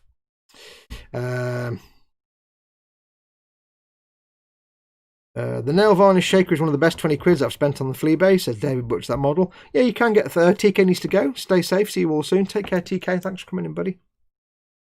Yeah, you can get machines. I'm just cheap and I just do it by hand. But you can get machines that do it for you. They're all cool. And where are we? Graham says, we no longer live in a Monday to Friday 9 to 5 world. Enjoy your weekend. I've lost the thread here. Retro Rabbit says, keep on, bang, smash, whoosh, steady crafting. All right, I love the Craftsman. Craftsman is my hero. Totally my hero. It also says that it got a $35 nail polish shaker. See, I'm a lazy modeler, and I should get myself a little shaky thing, because it's lazy times. But I use just stirring bowls, much more fun. But Dave says, Graham, I've never had a Monday to Friday job. Would be nice to try one day. One of them jobs where you can have a social life would be nice. There's no such job that gives you a social life. Not a going to work job. Phil Lewis, well done, Paul Lyons. Hang on, what are we doing? Escape to Athena or Capricorn 1, says Paul Lyons. What were we talking about? Oh, Capricorn 1, well done. Your second option is correct. Is that when you were talking about Telly Savalas shouts it to Elliot Gould? Oh, okay, get your head down. Capricorn 1, fantastic film. For your prize email, Model Making Guru. For my prize email? I don't know what that means. What prize email? What? For my prize email. You might need to explain that. I've got to look round the model now to see the chat. Donald McKen says, I've always had a Monday to Friday job that just happens to include Saturday and Sunday. Yes. I bet my prize is a big nothing. It's all I ever win, lol. Yes, I don't do prizes. I've got an old battery-powered toothbrush. Cut the end off, bent the wire. Now I've got one paint mixer. Cool. People talking about paint mixers. Right, so these are dry now, so we'll go on. They look dry, so we'll go and give them a quick coat of the MicroSOL. Sol is the red one. Of course, Set is the blue one. You'll go through Sol as a lot more than you will Set, because Set you use once and Sol you can use lots and lots of times. And that's literally about the only time. There's about as much I'll need to do on these two panes now, because there's no details for them to go round or over. One little greeble there, it's already conformed to it. That's enough. I can leave those two alone now. But yeah, MicroSET is the blue one. MicroSOL is the red one. You don't have to use these. You might prefer to use Mr. Mark Setter and Mr. Mark Softer from Mr. Hobby. They're exactly the same thing. They're a little bit stronger, and they come with a huge, massive brush. I wouldn't use the big fat brush. I'd just get yourself a little fine brush. I've just got a brush for each. They're a bit thicker and they're a bit stronger than these. There's other solutions out there as well, but I've not used any of those, so I can't say if they're any good or not. But I've used these, and I've used Mr. Mark Setter and Softer. Swig of water. Nom, nom, nom, nom, nom, nom, nom. I prefer the Set and Sol because they're a little bit thinner. Right, so that's them two. What have we got next? On them. 5, 6, and 4. 5, 6, and 4. Okay, let's do 5, 6, and 4. 5, 6 und 1, 2, 3, 1, 2, 3, 4. That's it, 4. I can't remember what 4 was in German. They're all in the 20s and 30s, so that's no use. 5, 6, and 4. We've got to find them first. 5, 6, und 1, 4. Oh, BST 9. Right, I'll put that there. Oh, there they are. 5, 6, and 4. Right on that piece that I had in my hand, like a spoon. Fox, you're just an idiot. Such an idiot, Fox. Such a bloody idiot. Mayhem says tardigrades. Yay. What are we talking about now? I mean, I obviously agree. Yay, tardigrades. Why are we talking about tardigrades? Anyway, I've also talked about what I ordered from eModels. So yes, I ordered the little decal tray. And I also, while I was there, I thought, well, I may as well make the most of paying a few quid for shipping. So I added was a trumpeter decal tray and a little Mr. Hobby brush rack. Which I don't need. I thought that looks neat. I'll get it. Dead simple. It's like a little plastic tray with you know, like you get like the spring-bound notebooks, and they got the thing that goes. It's like that, like the metal spring thing. And all you do is it's a plastic tray with it, and you just put your brush like that, and it just you put your brushes on it. And I thought, you know, I'm going to get that because it's just better than having my brushes lying around on the bench. Because when I'm in the midst of painting, and I tend to have a number of brushes on the go, I just end up with piles of brushes everywhere. And then I get confused as to which are live and which are not live, and which I'm not using and which I am. It's like, oh. And they get a number of times I pick up a brush and find it's been jammed against a paint cup, and therefore the bristles are all squonged. So I'm like, you know what? I'll get this little paintbrush holding rack. It's just a little desk tidy for while you're painting, so you just put them on and they sit like that. It only cost a couple of quid, so got one of them coming as well. Again, I don't need it. But I thought, you know what? I might as well treat myself while I'm in here ordering some bits. So I shall check out that in the decal tray when they turn up.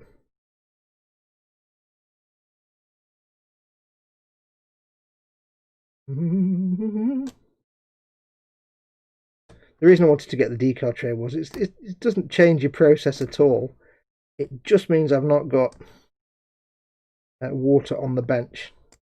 Because what I did the other day was I always have my tray of water down in the corner here, you can't see, and I'll take the decal off and I'll put it in a little pool of water on the bench. Once I've had it dipped in the water, I'll take it out again.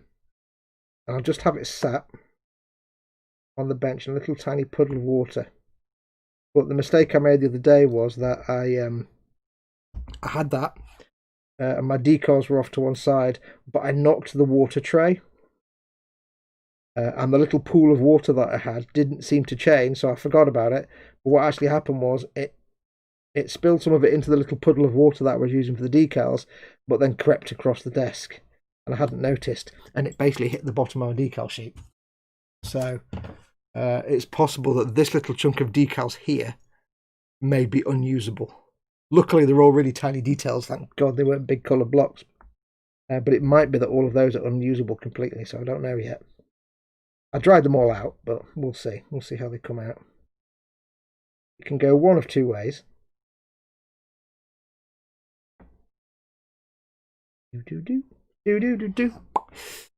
Are tardigrades the ones that charge? What? I really have. You can tell I'm not paying attention to the chat as much because I'm like, what are we talking about? What charging tardigrade? What? Why are we even talking about tardigrades? Did I mention tardigrades? I don't mention tardigrades. I mean, tardigrades are awesome.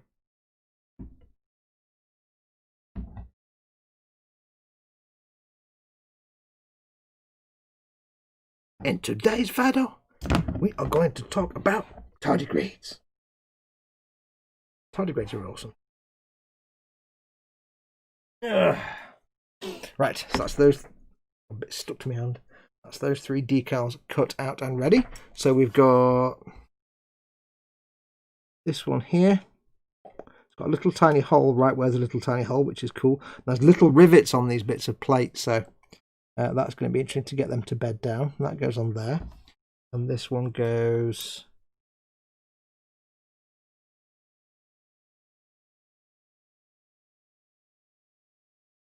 Ooh, burpage.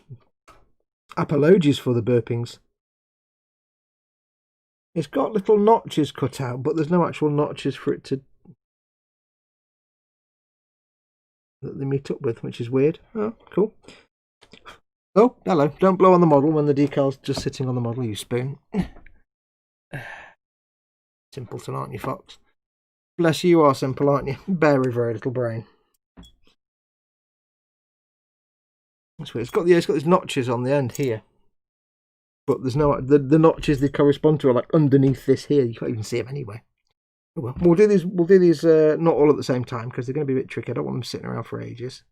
We'll do the big one first. Put that in its little pool of water. Yes, I'm hoping that the little decal tray, it's only a little cheap thing, and it's not like it's got a little lever that lifts them up, but you get a little thing to scoop them out. It just means I can have the decal in the water and then take it out without having to fart about too much. And I'm not having them sat on the desk in a little pool of water, which is then risking getting the water on my decals, which is what happened. Yes. Is that the Mr. Hobby, Mr. Tools, Mr. Brush, Mr. Holder? Says Model Making Mayhem. It probably is the Mr. Hobby, Mr. Tools, Mr. Decal Tray or something. Oh no, sorry, there's the brush holder. Yeah, Mr. It probably is. 5, 4, and 6 makes 15 Fox. You can't fool us. We got an education and certificates for going. Okay. I got my first time off since February at the end of the month. I cannot wait to do stuff all, even if it is only a week. Yay, make the most of it, dude. You know what will happen? You'll sleep, you'll do very little, and then you'll end up vegging, watching telly or reading the internet, and then you'll be like, oh, my week's over and I've done nothing. And then there'll be the self-loathing. You get the back-to-school blues, but just make the most of the time off. Not as good as the Mr. Dad's device, Mr. Dad's holder. And Model Making Mayhem says, butcher that phrasing. I imagine there'll be sleep seeing as we can't actually go anywhere, says B3. That's true, you've got a week off and nowhere to go and do anything. You don't need to go anywhere to do things. When I used to work in call centres, this is why part of me is terrified. As I've said before, I don't make a lot of money doing this. You know, I try to do this as a living, but I'm not exactly making a lot of money. But I hopefully will do one day. But when I used to have a 9-to-5 job, I do worry that if I have to go and get a job, it's going to kill this channel. Because when I had to have a 9-to-5 job, I'd spend all day at my job, hating my job, because I hated my job, and just visualising what I was going to do when I get home. I'm going to sit at the bench and do this and do that. Then, of course, you get home, and by that point, you're absolutely fucked. And you're not in the mood to do anything. And you just do nothing. And before you know it, it's Friday. You've had a whole week at work, and you've done nothing. And you're like really pissed off because you've done nothing. And I've done no filming, I've done nothing like that. And you think, right, it's the weekend now. I can get some stuff done. And then what happens is, of course, on Saturday you just sleep all day because it's your day off. And then on Sunday you get narked because you didn't do anything on Saturday because you spent all day sleeping. And now it's Sunday and it's back to school blues and you're like, oh, and you, yeah. So I really hope I don't ever have to go and get a job. Because it probably will be a death knell for this channel, to be perfectly honest. Because I just do it. I mean, I know people that do it. They have a full-time job and they do YouTube stuff, and it's like, I have hats off to them because I just can't do it. It doesn't work at all. I'm so exhausted and drained by the end of it. It was a miracle I did my comic strip for 5 years, because that was a case of work all week, and then wake up on Saturday morning, have a little bit of a line, and then draw from Saturday morning to Sunday evening when I post the comic strip. It was a weekend full drawing non-stop. That's how I used to do Avoid Spikes. That was my every weekend. It was literally get up on Saturday, begin. If you go through the Avoid Spikes archive, the website no longer exists, unfortunately, because it was too expensive to maintain, but I've got an archive of all the strips, and most of the strips, on modelmaking.guru, my website. And if you look on there, there's occasionally where there'll be like a test card one saying, yeah, I couldn't do a strip this week. And that was generally because after working all week and then spending all weekend drawing a strip, every now and then I just get burnt out. I'd be like, I just need to not do anything for a weekend just for once. Not quite lined up. Fudge knockers. Gosh darn it. Let's pull it back along a bit. Beauty of water slides, you can move them around. Oh, it's ripped a little bit, but that's fine because that becomes a paint chip. Yay. See, not biggie.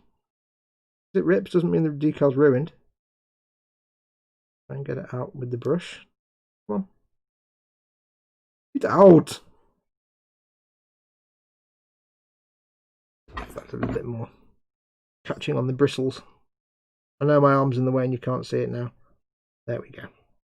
There we go. There she is. There she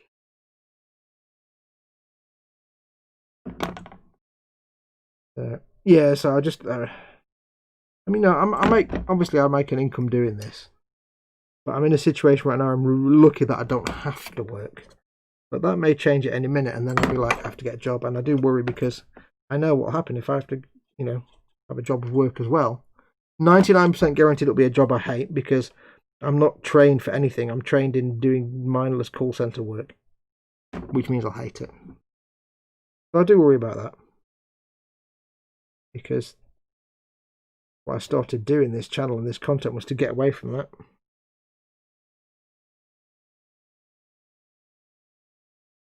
Well, we'll see. But anyway, yes, having to do that and of this and a full-time job, I don't know. So what I'm trying to say is it is difficult to get the mojo going when you're that knackered from work. So if you do get the time off, just make the most of it. Do the things you need to do. I know from bitter experience I've wasted time.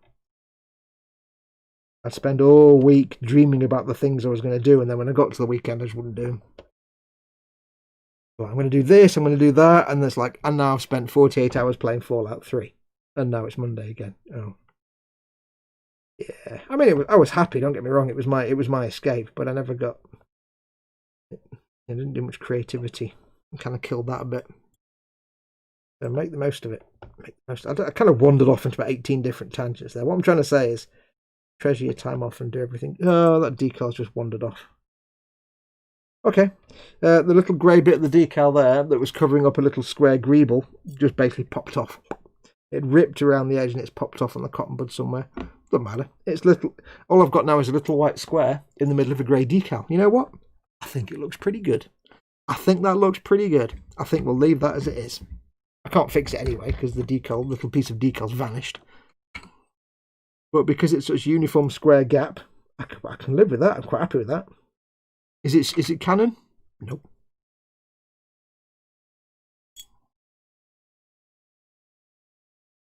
And here's an interesting fact, by the way, that I noticed the other day. If anybody ever tries to criticise, if you do a Millennium Falcon and somebody tries to rivet count you, oh, it's another one's come off there, but again, it looks quite good, so I'll leave it. Tries to rivet count you and say, well, that's not accurate and that's not correct, or blah, blah, blah, blah.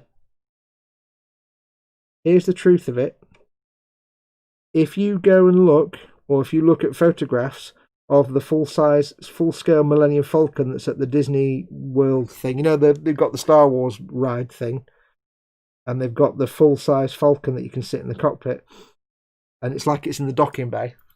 If you look at the greebles on that, they bear no resemblance at all in any way, shape or form. Oh, there's that bit of decal. I'm going to leave it off, actually. I found that bit of decal, but I'm going to leave it off because it looks better. They in no way, shape or form resemble any of the actual greebles on the studio model. And If you look at the greebles on the 32-inch Falcon and the greebles on the 5-foot Falcon, a lot of them, again, are in no way similar. They're not the same. So, if anyone ever tries to rivet count your Falcon and say, well, that's not canon, and that little bit there isn't, that's supposed to be this colour, and just tell them that there's like 5 different versions of the Millennium Falcon. There's the 32-inch, there's the 5-foot, there's the 1-foot, there's the one that's this big, there's the full-size model they built for the set, there's the full-size model they built for Empire, there's the full-size one they built for all the other films it was in, and there's the one for the Disney park, and they're all different. So that's the beauty of doing the Falcon. There's no accurate. There is no 100% accurate. There's accurate to the specific one you're building, like all the greebles on this and the decals are incredibly accurate to the 5-foot Falcon. But if you were to go and look at the 5-foot Falcon today, it's got extra landing gear here because it was modified for Empire. So this Falcon doesn't actually exist anymore. These little maintenance pits, they're not on the 5-foot Falcon. I love the fact that Bandai have done that. I don't know how they've done it. They've managed to research these bits, probably from archive footage and archive photos, or unless those bits are removable, I don't know. But they've managed to basically be faithful to the one that hasn't existed for like 30, 40 years. I love the fact they've done that. Because I much prefer the original 3-leg Falcon rather than the 5-leg Falcon. I think it looks much better. This looks much nicer and streamlined than the big chonking boxes on the front for the extra legs. I think they're not very refined. They look terrible. So but yeah, they can't criticise your Falcon for accuracy because it's just bollocks. And I was saying on the other stream, the thing about this is this is my 6th Falcon now, but I've done what 6. I've done 5 of the 5 molds. I'm not going to go over. Oh, ew. That's harsh. Got to go over this thing here, but there's a great big piece of hull that sticks out and there's no cutout for it. Well, that's a bit grim. Okay, well, we'll anchor it. We'll go for it. We'll see what happens. I'm going to have to pull it round here to see it, folks, so give me a second. There's a hole in the decal that lines up with a hole in the actual hull. So I need to make sure that lines up here. Anchor it at this end. There we go.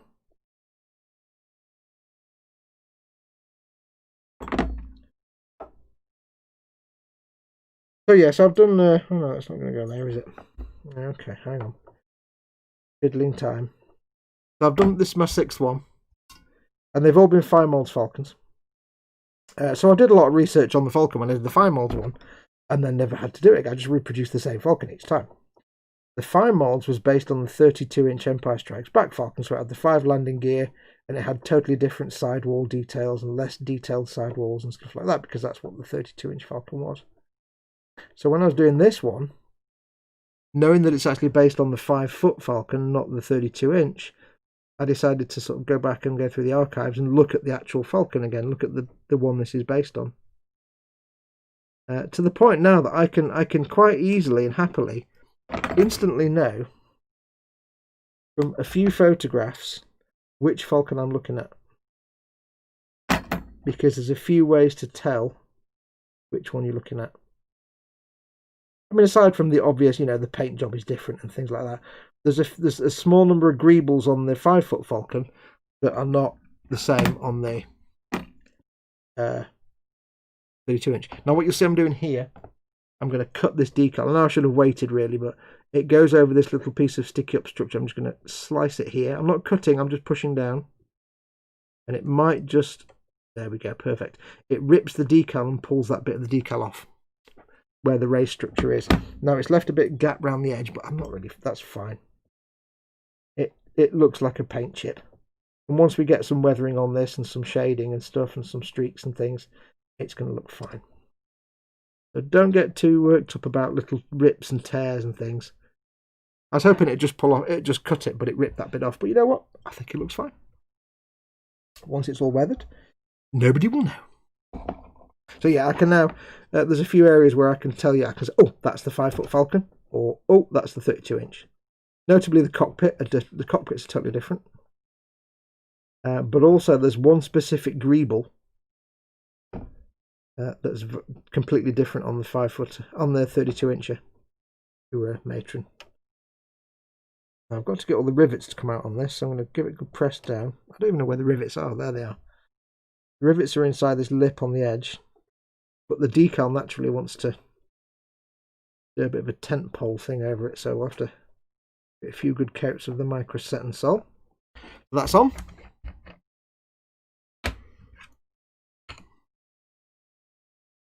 So we'll get that coat there.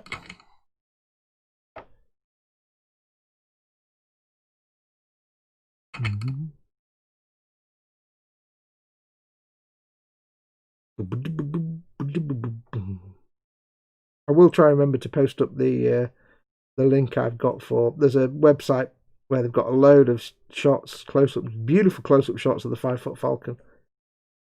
I'll have to remember to post those up. I think the 5-footer was modified with the.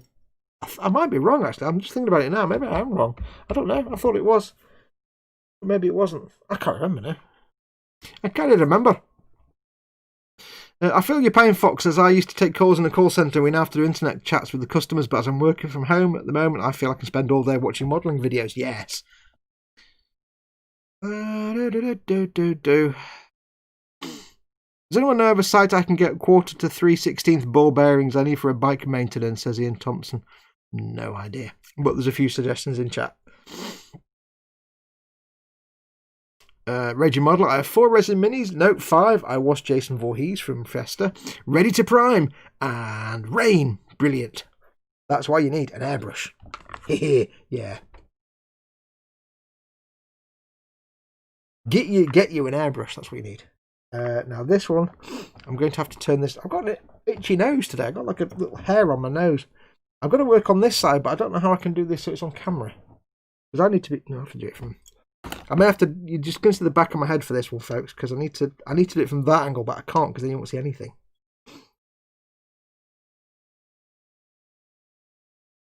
Yeah, there's this little ramp piece here.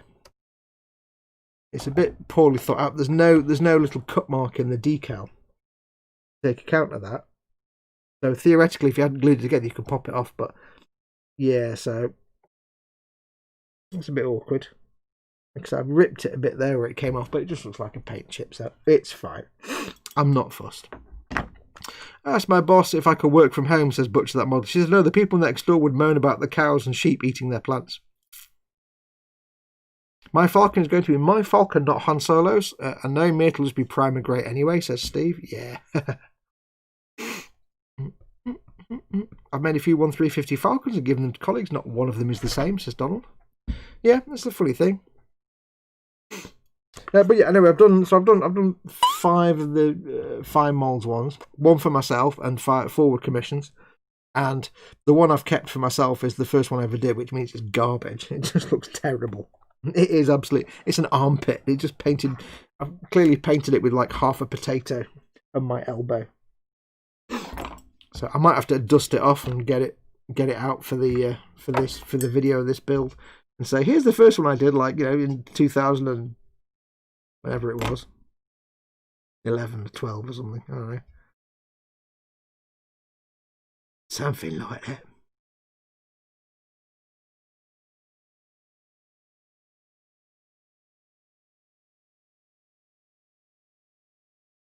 And I'll be honest as well, with the researches I've been doing, I will honestly say now that this paint job will be nothing like the paint jobs I've done on my previous Falcons, because I've realised a lot of things about this ship, about the filming miniature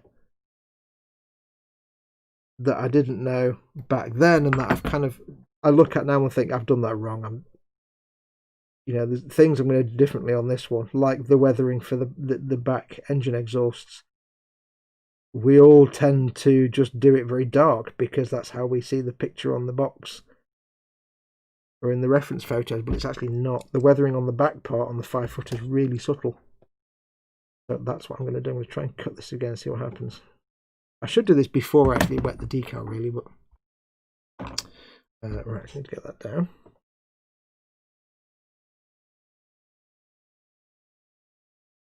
So yeah, I'm going to keep the weathering on the back. So the weathering on this ship might actually be a lot more subtle than you think. It might not be as much weathering as you expect on this. Because, like I say, I'm going to do it like a kind of realism thing, but it will have some nods to the studio model. And if you look at the studio model, it's not actually that weathered. There is weathering, of course, but it's not as weathered as you remember it. It's not actually as dirty and filthy as you think it would be on the studio model. So I'm going to some degree, reflect that in my weathering. The difficulty I've got is I know what weathering I'm going to do now. And I've kind of got so used to seeing it like it is now. I kind of like the way it is now. I'd be happy just to do a very subtle panel line and a little bit of stuff, you know, a little bit of stuff here and there, and that might be enough for me, but I know that's not going to be quite enough. But factual Falcon, so I'm reluctant to do any more to do a lot of weathering on it because I like the way it looks now. But hey, not really got the choice. Have to. So we shall make it look good. But the one thing I'll say is, and I've done it myself, and I'm hoping not to do it now, is we've all done the exhaust on the back wrong. Because we always give them these big, bold streaks of dark colour. And I've got a video on mine showing how to do the exhaust streaks. A video on my channel showing you how to do it with oil paints. And I look at that now and think, it's way too much weathering. Oh, it's not that dark. Yeah, it doesn't look that dark. So, yeah, we're going to try a different approach. On this one, we're going to make it a bit more similar to the 5-footer model. Not quite lined up there. That's not quite right, that. Oops, wrong thing completely. I wanted water, not solution. Not quite lining up the way I want it to. Might need a bit of kajiggling.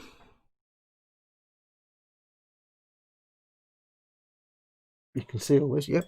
Remember, of course, these are Tamiya paints, so they're fairly hardy, and I can quite happily get water all over them and stuff. I'm not worried about them reacting with anything or reactivating. Right, I'm not going to be able to move that decal because it's kind of bedded down now. But what I've done is I have made it so it's not quite, I've trimmed it a bit too much, and you're seeing the little bit of the edge of the plastic underneath the edge of the decal. What I'm going to do is I'm going to do some weathering. I'm going to chip it to hide that mistake, and because it doesn't matter, I'm going to scrape some of that decal off. Now I could wait till it's dry and that will look a lot better, but let's just do a little bit now. I'm just going to pick some away with the knife blade,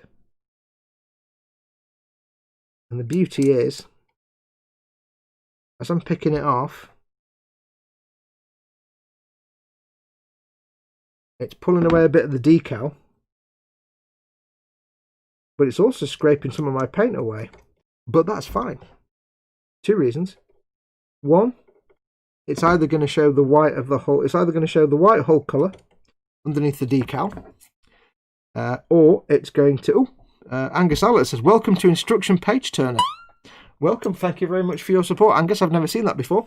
Angus has just become a member. Thank you very, very much. I really, really appreciate that. It's very, very kind of you. Thank you very much. Thank you, thank you, thank you. Oh, newest member. I didn't know it gave me little pop-ups like that, but thank you very much, Angus. Yeah, so scraping that decal away. I know you can't see it. You really can't see it, but I wonder, can I... Here's an idea. What if will this work? I'm a dumbass, so let's try and... if I try and take a photo of it...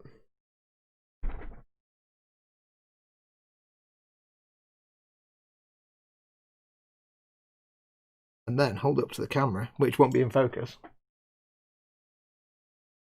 You can see there, it didn't quite line up properly. All I've done is, I've chipped away a little bit there, just to distract the eye from the bit where it didn't quite line up. And what you can see here, hopefully, is it's taken the decal back and exposed the paint underneath. But on this bit here, there's a little grey squiggle there. It's actually scraped the white paint off. and you can see a bit of my grey primer underneath. But you know what? It looks like a paint chip. And that was a really good idea, holding the phone up like that. So, yes. So there you go. If in doubt, just fettle and fiddle and mess around with things. Don't worry too much about accuracy. Because you know what? When you finish this beauty, it's going to go into your display cabinet. You're going to sit there and look at it. And when other people get to look at it and admire your work, they're going to see it inside a cabinet. They're not going to see it close up. No. Well, like you said, though, you could just make it your Falcon. So don't be afraid to chip and scrape and add your own little bits and bobs. Hi, Dad and all. Been a while since I've caught a stream. Welcome, Angus. You're more than welcome.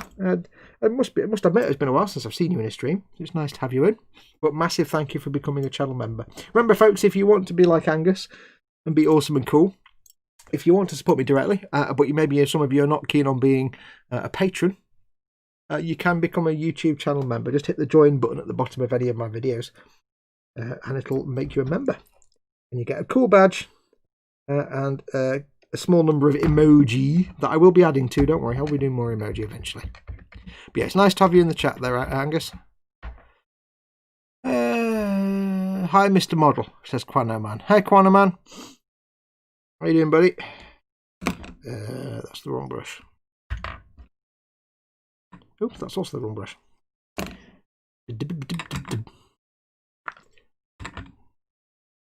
Yeah, I've known people get really panicky because they've, done things on Falcons where they're like, oh, but it's not quite right. It's like, dude, it's the Millennium Falcon. It's a piece of junk. And at the end of the day, because every version of the Falcon is different, keep that in mind. Like, even the models you make, like the Fine Molds Falcon was always hailed as the most accurate Falcon until this one came out. It was the most accurate Falcon, full stop, because they had access to the filming model. Whereas things like Revell and AMT and Ertl, they just had access to concept art, and that's all they had. But even that was a hodgepodge of different ones. There were bits of the 5-footer, there were bits of the 32-incher, there were other bits, and it wasn't quite, it didn't have. It was kind of a hodgepodge. There were certain, even this one, there's certain things on this that aren't quite 100%. Like, I can't put the details on. There's a few bits on here I was reading about. There's a few bits where it's like, it's not quite accurate to the 5-footer. Like, the cockpit interior, of course, is made to look like the actual Falcon cockpit that you see in the film. If it was true to the studio model, it would look like nothing that you've ever seen before, because the interior of the 5-foot cockpit is nothing. It's got 2 green screen VDUs and a load of dials and screens above the doorway. Nothing like this in there, and nothing like you see on screen, because it's from when the Falcon was a. You may not know this, but the on TV4, the big Rebel blockade runner, if I remember rightly, that was originally the Millennium Falcon with the Falcon cockpit on the front, but they realised it was too similar to the Eagle transporter from Space 1999, and then changed it to this, and that became the Ton TV4, which is why that looks like that. But yeah, so it's totally different. So the cockpit's not accurate to the studio model at all, but it doesn't really matter. I do think the studio model cockpit looks great, though. Got to go enjoy the live stream. Catch you all over the weekend, says Graham. Thank you for coming in, Graham. Thank you very, very much. It was nice to see you. I do appreciate when people come into these late, unannounced streams, because they're always last minute.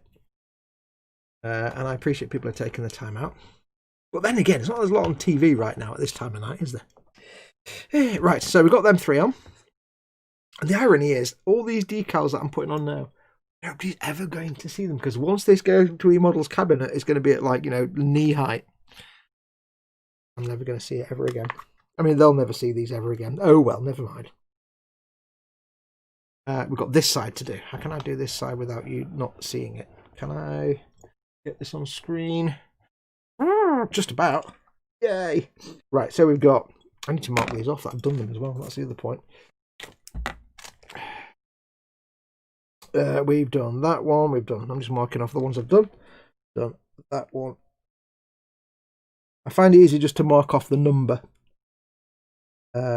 These ones that are yellow, I'm marking these off because these are the decals that are optional if you're painting the coloured squares. That one do.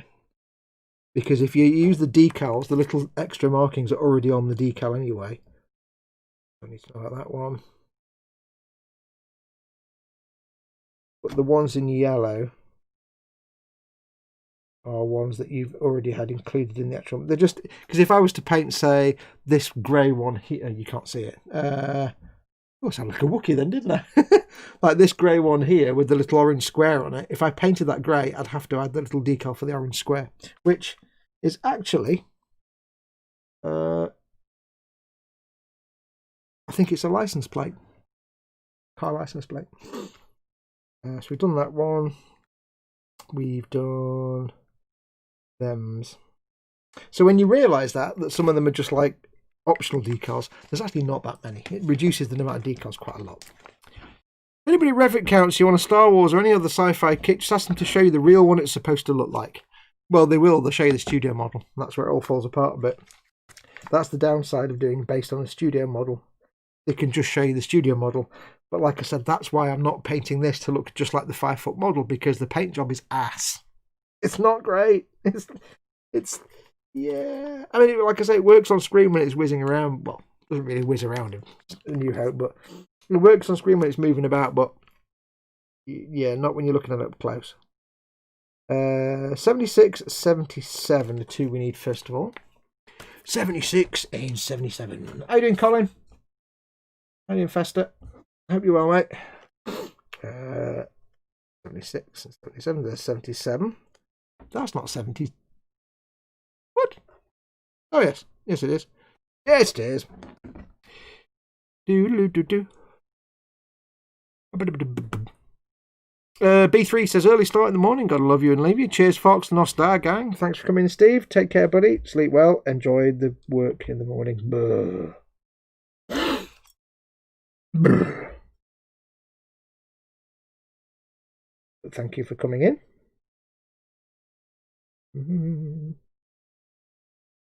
Yes, I know what I was going to tell you. Moving away from talking about models. I had an exciting adventure last night. Yeah. I was playing Fallout 4. And it was just after midnight. I've been busy all day. I wasn't feeling the best. I thought I'll just have an hour on Fallout 4 just to chill out and, before I go to bed. Before I do my last bits and bobs and head off to bed. So I've got Fallout 4 open. Okay. It's on my big telly in front of me. I'm in this room. All the lights are turned off. And the only source of light in the room is the TV, and obviously the glow on the controller. But that's it. And I'm playing Fallout 4. But what I'm doing is I've turned the in-game music off because it's rubbish, and I'm listening to. I've got all the music from Skyrim on a thumb drive, but what I've got is all the interior music when you're in caves and dungeons. It's like slightly creepy, atmospheric. It's really cool, and it's kind of melancholy and slightly atmospheric, a little bit creepy, and it works really well for when you're walking around Boston or in buildings. I've got it on, not dead loud, but it's there. So I'm creeping around this. I'm in this building. It's Fallout 4. It's a dark build. I don't want to say too much in case you've not played it, but let's just say it's a dark, slightly scary building. There's a serial killer involved, and everything's creepy, and there's bodies and things everywhere, and there's carnage everywhere, and it's a really creepy building. So it's the middle of the night in real life. Where's this decal going? Middle of the night in real life. I'm in this house. It's deathly quiet in this house. In the house in the game. Deathly quiet, but there's obviously untoward things going on. There's raiders everywhere that I'm having to work my way through. There's lots of greebles on this panel. So I'm sneaking around anyway to avoid the raiders. Everything's dark and everything's lit by candles in this building, and I'm creeping around. But moody music late at night. This room I'm in now is dark. And I'm walking along, and I see something on the floor, and I go to pick up this thing. It's like a stim pack or something on the floor. I go to pick it up, and this spider walks across the floorboards. And I'm like, wow, that spider looks super realistic. That's really cool. And then I'm like, wait a minute. There are no spiders in Fallout 4. And then my brain kind of sits there for like a lifetime and then goes, that's an actual spider on my TV screen. And my brain then goes, panic mode. And I have to kind of go and get a glass and a card and kind of hope I can catch it. And luckily it stops in place and I can come back and catch it and throw it out. But it's like, this big ass spider walks across the TV screen like mere feet from my face. But I'm so absorbed into the world in the game. I'm so drawn into it in this spooky ambience and atmosphere, you know, with the moody lighting and the sound and the music. I'm so absorbed in it that when a real spider walks across the screen, my brain instinctively thinks it's part of the game. And I could literally hear my brain going through the process, all the cogs turning, saying, that spider looks very convincing. Wait a minute. There aren't any spiders in Fallout 4. Well, how am I seeing a spider? Oh. There's an actual spider. Oh. Right. Spider mode. And it was like, oh. It was more amusing that my brain was just so absorbed in the game that it took a lifetime to figure out what was right in front of it. It was quite amusing, really. But it's like, of all the times for a spider to walk on my TV screen, is like when I'm doing a creepy House of Horrors. It was perfect timing on the spider spot. Let's just be perfectly honest here. Perfectly timed. Have you ever had a fly land on your screen and tried to get it off with a mouse pointer? No, but I've had them land on the screen and I've played with them with the mouse pointer. Whenever you get like a little midge or something on your computer monitor. Because what I'll sometimes do is at night, if I'm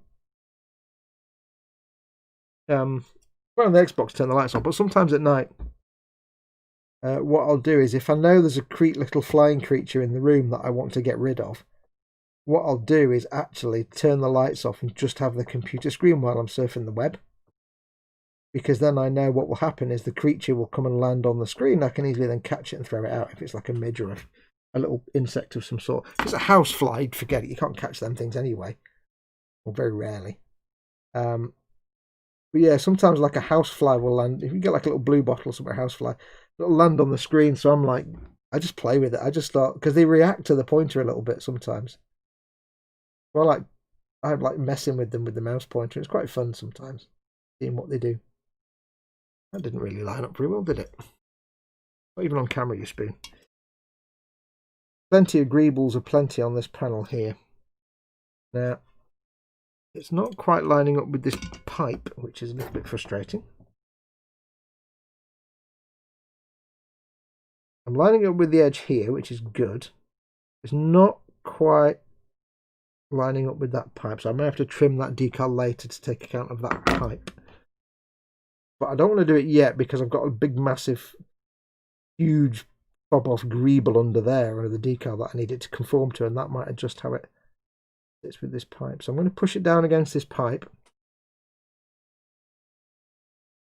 It might naturally, oh there we go, it's naturally breaking and ripping anyway, so what I can do is, even though it's still wet and flexible, it's actually ripped across where that pipe is. So all I need to do is drag the blade across and just lift that out. Now it's actually also where there's a great big paint chip in the decal, so it's not quite a straight edge. Perfect. There you go, removed. And now I've got the red panel with this white pipe, and there is actually a paint chip right there. It goes across there and there, so it lines up perfectly with where I just ripped it. Well, that came out brilliantly. There's a big fat greeble under there. I don't want to push it down too much because that might rip it more than needed, so I'm just going to gently suggest it. I'm going to take the Buddhist approach, and I'm going to invite the decal to conform to the surface. I'm taking that from a video I watched. It was a Buddhist monk whose name I forget. Apparently he's quite famous. I think he's dead now. He might be a Tibetan monk of some sort. Coming off my little rotating thing now. And he's talking about breathing exercises I was only watching it because he's got a really softly spoken voice, and it was like an ASMR thing. I'm like, oh, I can watch this for 10 minutes and chill out. And he's talking about this he talks about this prayer bell. And it's basically, they ring the bell, and when you hear the bell, you stop what you're doing, and you just breathe, and all you think about is you focus on your breathing. And you have various thoughts as you breathe in, you breathe out. And it's just designed, they do it a few times, just designed for 5 minutes just to completely focus you and ground you and stop you thinking about everything else. And it's quite a fun thing to try. Anyway, he's talking about it, and he says, now what we'll do is at various times during the day, we'll use the bell. And he says, now, you might say we strike the bell. We ring the bell to tell people to do the breathing thing. He says, now you might say we strike the bell, but we don't say strike the bell because that's violent. Striking is a violent thing. So we don't strike the bell, we invite the bell to ring. And I thought, that's just fantastic. I mean, I'm not into Buddhism and stuff like that. It's all mumbo jumbo nonsense. But I was only watching it because he was a chilled out dude, and I like listening to chilled out dudes. But it was like, we invite the bell to ring. I'm like, oh, that sounds fantastic. That's just so, because they're so non-violent and non-aggressive. It's like, we don't strike a bell. We don't strike anything. We invite the bell. So I'm inviting the decal. In a way to keep myself chilled and calm, I'm inviting the decal to form to the surface.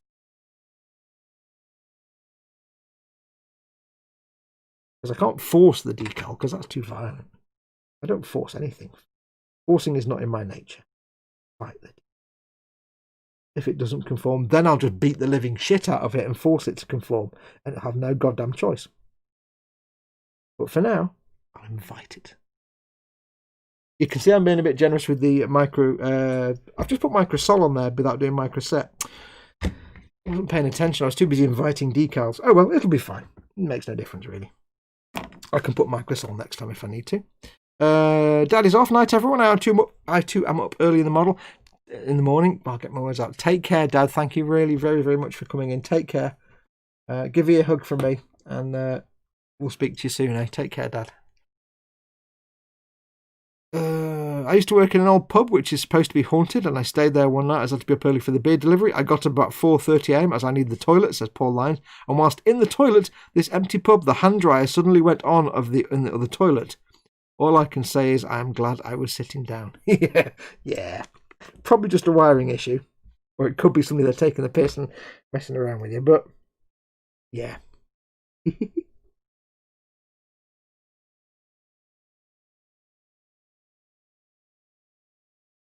I mean, I'm such a complete skeptical. I don't believe in any of that stuff. But even I will admit, like Mama Fox downstairs, she's got her Xbox downstairs. She's got an Xbox One, and every now and then it's an issue with the Xbox Power Pack. But every now and then it will just randomly turn itself on. You hear as it turns itself on because it's constantly plugged in. It's just powered down, and it's rumored to be either. That the thingy switch on the front is just exceptionally sensitive, or there could be a particle of dust or something in there that turns it on, or it could just be a slight power fluctuation that makes the computer think makes the console think it's received the power up feature because it's in sleep mode all the time. So every now and then you'll be sat upstairs and you'll hear and it'll turn, and you'll be like, oh, I've got to go downstairs and turn it off again now. And I am a total skeptic. I have no belief in all this like occult nonsense and ghosts and all that kind of nonsense. But even I have to admit, when it's like 1 a.m. and I hear from downstairs, and I think, oh, I've got to go downstairs and turn the Xbox off now. And I go downstairs, and of course everything's in darkness because Mama Fox has gone to bed and I'm upstairs. It's like sometimes I get a little bit of a creepy feel. I'm like, what? Because we like to joke. We have an ongoing joke in here. In this house, anytime something like that happens, we like to joke that it's me dad trying to communicate with us, but he's kind of #team inept. He's trying to communicate with us, but choosing the most obscure and indirect way to do it. Like instead of just writing "Hello, I am here beyond the grave" on the whiteboard in the kitchen, he'd rather just turn the Xbox on or make a book fall over on the bookshelf. So we have this little inject that's just Dad being a bit rubbish at trying to communicate from beyond the grave. But going downstairs when it's the middle of the night and this thing's turned on, so I always walk downstairs. I'm like, it's just a power failure, a power issue. But if you're down here, for the love of God, do something more obvious next time rather than just turning a console on and off because it's stupid. Yeah.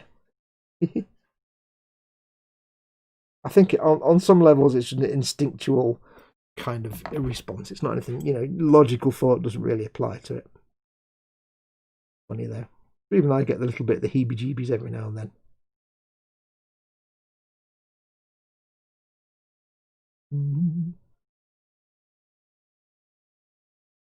Get this one in here. What we're doing? Poor lines, never stay there every night again. I'm actually for the off too, feeling funky, plus I need some sleep, says Mayhem. Well, hope you feel better soon, buddy. It's all the I'm trying to think of a joke there. I can't, it's not happening. Never mind. Assume I just said something hilarious about feeling funky and not very well. And you're all feeling much more hilarity than I actually came out with. Just hoping there are no live streams on Friday. The Boys Series 2 on Amazon, says Donald McKenzie. I have no idea what that is. I don't know what's The Boys. I have no idea what The Boys is. In other news, though, The Mandalorian is heading back to our screens in the October. Season 2. I know. Oh, yes. Be looking forward to that.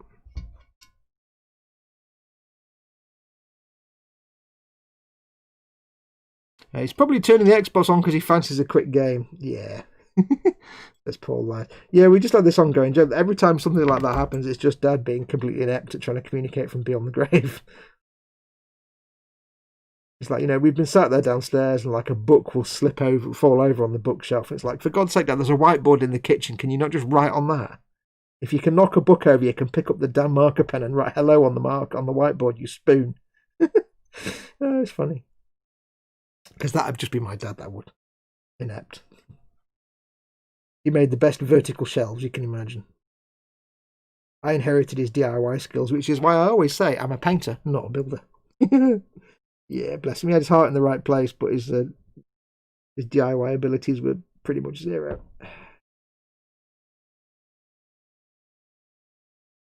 Hey, my comment got flagged because I put that it's a ghost, but I said spook.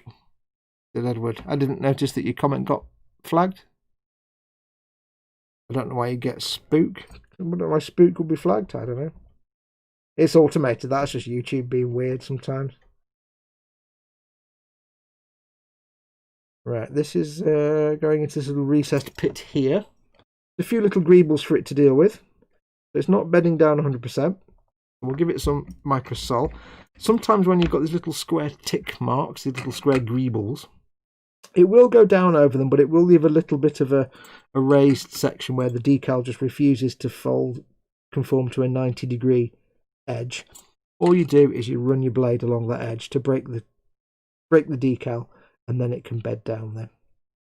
So do a few coats of MicroSET and Sol and get it all squished down with the cotton buds first.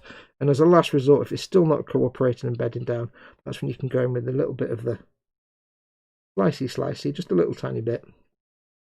Do a little bit of trimming, especially on square edges, because then it just looks like, if it does rip or you get a gap, it just looks like that bit of paint's worn away because it's on an edge.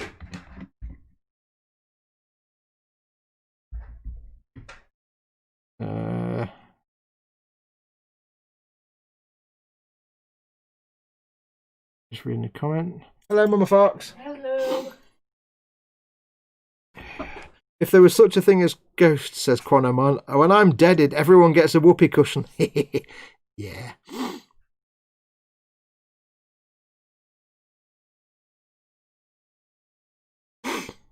Donald McKenzie said, I don't quite understand what you're saying, but he says, I said to my dad one night, Dad, I swear I seen the cat Muhaldi, Scots Gaelic for my treasure, pronounced Mooley in the garden. So I mispronounced it and then, yeah. He looked at the dang cat that died. Yes, Dad. Fuck, so did I, said Dad. Cool. Everybody's got a ghost story of one form or another, I think. But I'm too much of a rationalist and a skeptic to believe any of that nonsense. There's always a reasonable explanation for these things. I'm a boring skeptic.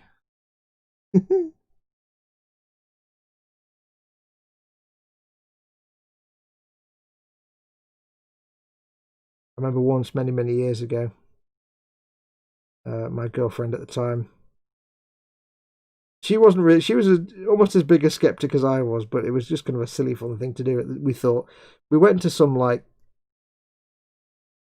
open day thing, and it was like in a local community hall, and it was all like crystal nonsense and psychics and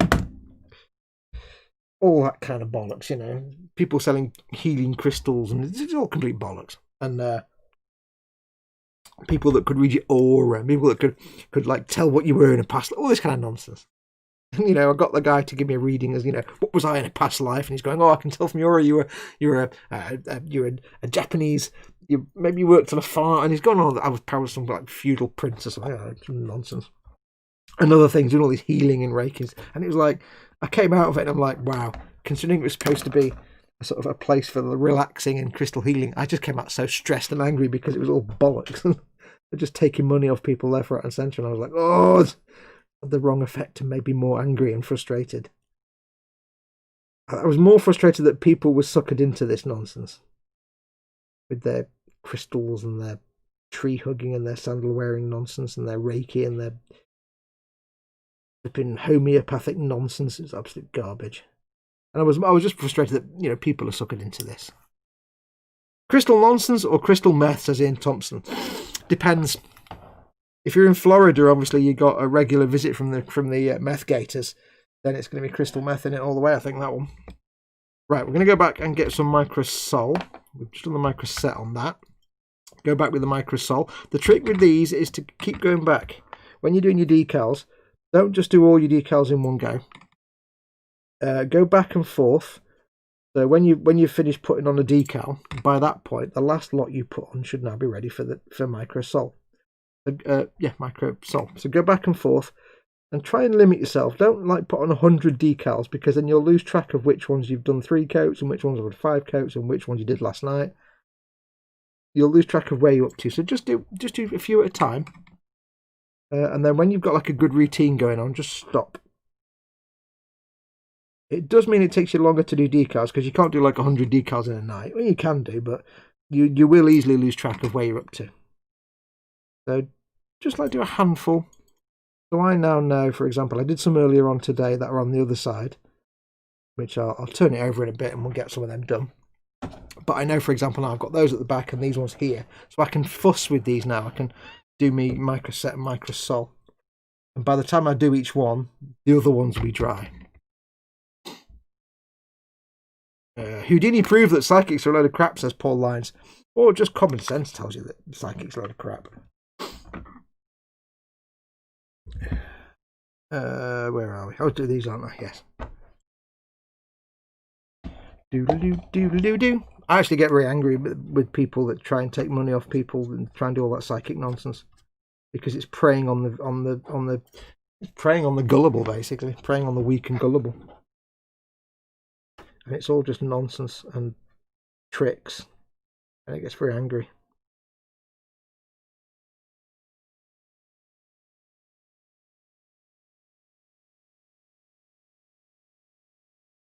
It's just preying on people. All these TV psychics and all these, like, all that kind of nonsense that they just take money off people, and it's all lies. It's just all lies. Come on. And it makes me angry that they get away with it. And, you know, there's no regulation in law to prevent all this. There should be. Are you going to bed, Mama Fox? Yep. Good night, Mama Fox. Night, night. Mama Fox is going to bed. Why? I checked it earlier on, it's fine. I checked it earlier on, it's fine. Oh, did you? Okay. Yeah. Mama Fox is having to go and check the back door that she locked it, because we've had another slug. We've got in the routine of every night before we go to bed, one of us go to bed, whoever the last one is up, just go into the kitchen, just make sure there isn't like a tube in the kitchen wandering about that we need to throw out. Right, so these are nicely bedded down now. They're getting there, really getting there. They don't quite look like painted on yet. It still looks like, it's still got a shine to it because it's a decal. It still looks like a decal over a moulded surface. So a few more coats of MicroSOL and these should start to look fantabulous. But what I'm going to do is get my blade. And I'm just going to run it along this edge here. Remember, there's like a little lip. It's a curved surface and then a little 90-degree lip. I'm just going to very gently run it along here to break that decal. I don't want to make a big cut. Just break the little surface. Cool. Everyone's saying good night. Good night. Yeah, the internet says good night. Yeah, just enough to make a little gap in the surface so that when I put this on now, it'll suck down a bit more. The solution will get under the decal again. And imagine if you've got like a 90-degree corner like this, and the decal's like that across the gap. All I've done is I've sliced it here, so the decal can go like that. The solution will make it bed down, and hopefully, if you're lucky, it doesn't always do it, but if you're lucky, it will also kind of all blend together as well and kind of heal. If you do a fine enough cut with a very sharp blade, then that decal will conform to that 90-degree edge and sort of, it won't heal itself, but you've basically taken a 90-degree corner with the decal like that and you've forced it to go down like that and down like that. If that makes sense. It's like trying to, like I said before, it's like a sheet covering something. You can see the shape of it underneath, but you want it to be completely vacuum formed to the object underneath. Of course, we're not working with a vacuum here. And the same thing if you're getting little bubbles and little bits where it's like if you've got, say that was on a raised surface and you had a decal over that, you might find the decal's a bit like that. It doesn't quite conform to that shape. It's like a little tent. So what you could do is you just pierce a little hole there, or you just run the blade around, or you make a little hole, and the little hole just gives the decal a chance to untense and relax around the surface, because it will stretch. But the fluid makes it stretch, and that will make it stretch. And just with an edge, it's easy because you could just slice along the edge, and it makes it flip in like that. And hopefully it looks good. And if it goes a bit bad, or you get a little gap, that's just a paint chip.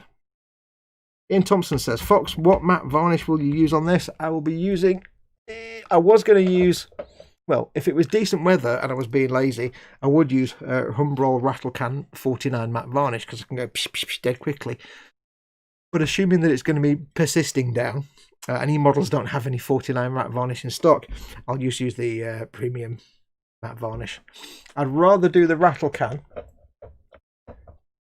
purely because of the size of this, and I trust Humbrol 49 matte varnish acrylic implicitly. It's a fantastic matte varnish. It's one of the few Humbrol products I recommend, and I much prefer to take it in the garden, done. It'll take me 5 minutes. Whereas airbrushing it, I've got to do the top and then let it dry for half an hour and then turn it over and do that. It still won't take long, but it's a lot more faff than the Rattle Can, because it's like, do a mist coat and then a key coat, then a mist coat, then another mist coat. It's like, yeah, it's not as straightforward and simple. But I don't know, we'll see. If the weather's not good, or I say at the moment e-models have got none of the Rattle Cans in stock and I've got none left. So it might just have to be the Vallejo Rattle Can. I can see that decal's not quite bedded down there.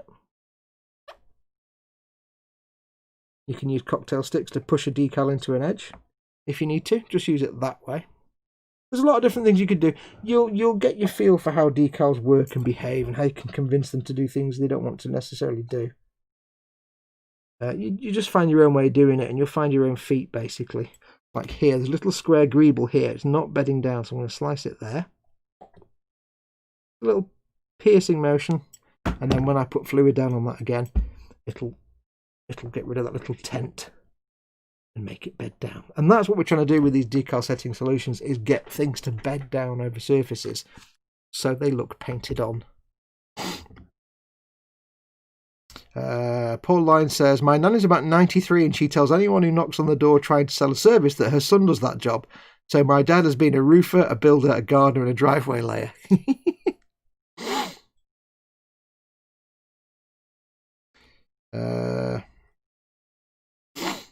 Brothers and I have had to sit down with Mum telling her not to let any tradesmen in the house. Just shut the door as she's been ripped off before these people prey on the vulnerable. Yeah, they make me angry as well. I mean, Mama Fox is fairly savvy. She doesn't let people do that. She's pretty savvy like that. Where she does fall down a bit is she orders things on Amazon but doesn't really read all the information. So we end up with, like, she orders some pillowcases that are really nice. They're really nice pillowcases. They're like satin pillowcases. They're quite comfortable. But they're like metallic silver. They look like something off the original series Star Trek. They're really comfy, but I'm like, why have you got like silver? I thought they were blue. And yesterday she said, I went to order some more pillowcases, but I think I've ordered a bird taper by mistake. I'm like, I don't even know how you... I don't... I think she gets a bit carried away and excited about ordering things on Amazon and then just ends up ordering the wrong thing. Bless her. I think she just needs some new glasses. Struggles with the little words and the small text, I think. But now she's pretty savvy, Mama Fox. Right, that's there. These aren't bedding down quite as nicely to the rivets. They might take a few coats of MicroSOL just to get the rivets showing through. Although I can, if I run the cotton bud over the rivets, it actually rips the rivet through the decal. And you get a little white rivet head showing through the decal, which is quite nice. A few paint chips here and there.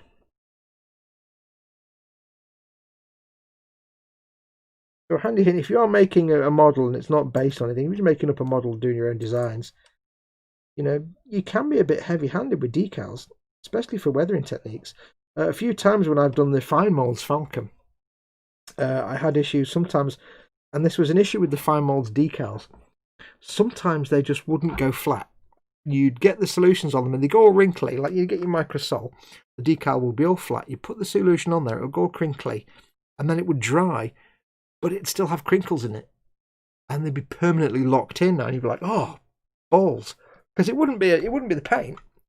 You know, you haven't got crinkles and creases in the paint job. It was just the decals. So what I did a few times was, where that happened, I just got a very fine sanding sponge and sanded the decal. You know, once it had been fully cured, sanded the surface of it, and it eventually got rid of the little crinkles, but also faded the decal a little bit, and it just helped the decal blend in and look less like a decal and more like a bit of faded paint, which was cool. Yeah, that was fun. So you can be a bit heavy-handed, especially if you're not making something to look like the real thing, if you're not basing it on something. You know, if you're just going for fun or you're not really fussed about accuracy, have fun with it. Chip the decals. I've done things before. I've got the decal and I've just chipped it with a pin to put my own, like the fine molds one. Some of the decals didn't have chipping on them. They're just the colour blocks. I can't remember if it had an option or if they were all just solid. They might have just been solid colours. So like when I did the fine molds Falcon, none of these had chips in them. They were just red. So I had to go in with a knife blade and start chipping away. I could have just painted them on, but I thought I'd chip them instead. It was more fun. Right, so we've done that one. We've done that one, and we've done that one. It's a 93, 81. What's 81 and 80? Weird.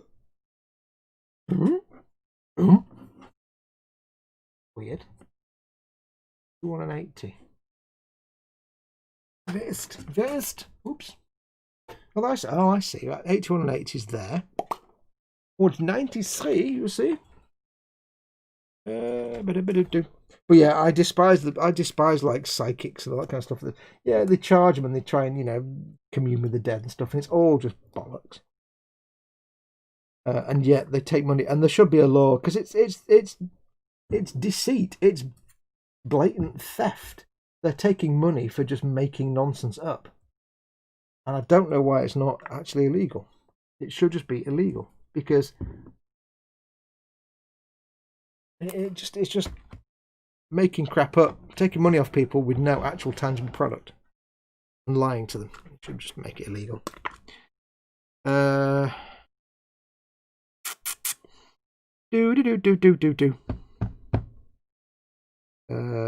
Fox, I made a massive mistake with Amazon. I went to order a lot of plastic pots with lids for paint mixing. I thought they were 8mm, but when they arrived, I realised they were 8 ounces. Is that big? I don't know what an ounce is. Is that massive? I don't know how big 8 ounces is. I'm guessing that's a lot. Is that like that size? Yeah, I don't know how big 8 ounces is, but I'm guessing it's big. Yeah.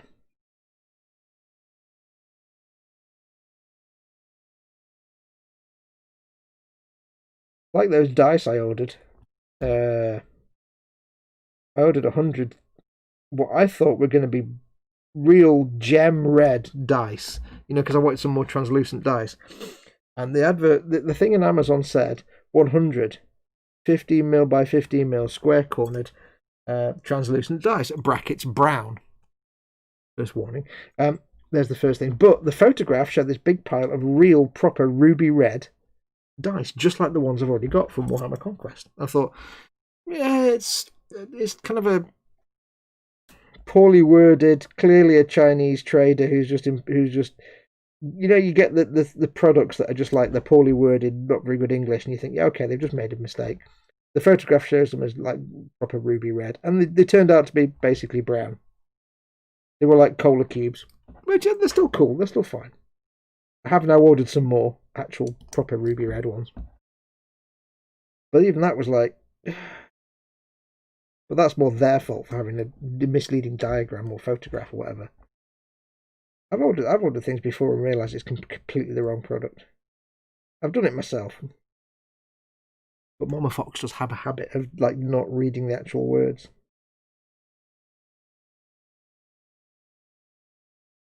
Bless her.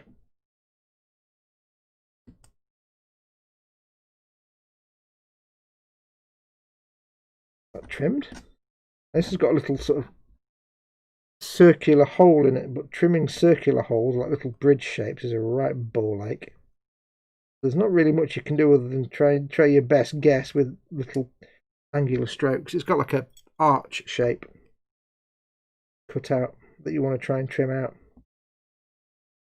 So just do the best you can. It won't be perfect. But better than not trimming it out.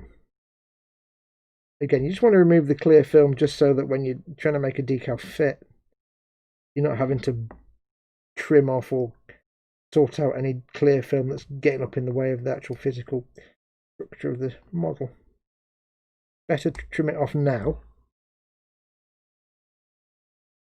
than when you've actually got the decal on the model. Because you can, like you've seen me do, you can slice them a little bit when they're wet and on the model, but it's not easy and it's not accurate. Like you saw, the little bits I tried to trim became paint chips because you try and take a little bit off and you take a chunk of it off. So yeah, don't try and trim a decal when it's wet. Now there is a technique for putting a decal on a model. So you've got a space this big and you put the decal on that's that big, and then when it's dried, after a while you can go around and trim it and then just pull that piece off. That's a valid technique. When you've got, you know, if you've got an oddly shaped area that requires the decal on it, let's say you've got a decal that fits the pauldron of an Imperial Knight, but you don't want to have to cut the decal to the right shape because you've done a custom decal. You don't want to have to cut the decal to the right shape because the chances of getting all the curves right is wrong. It's easy to put the decal on it and then trim it once it's in place. That's actually easier. There's there. Get the eyelash out of the way. Do.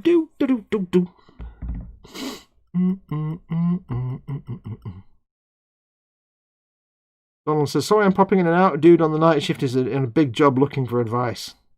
Take your time. We're not going anywhere, says Ian Thompson. Yes, I despise psychics, all that kind of. Who's that Scouse bloke that Derek Akura, the one that died? They didn't see that coming. Yeah, people like that.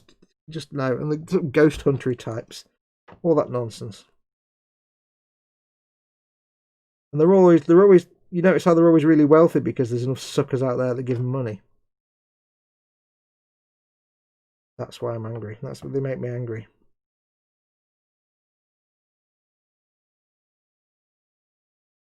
And people say, yeah, but the people that the people that they're lying to, they're getting comfort from it. It's like they're getting comfort from lies.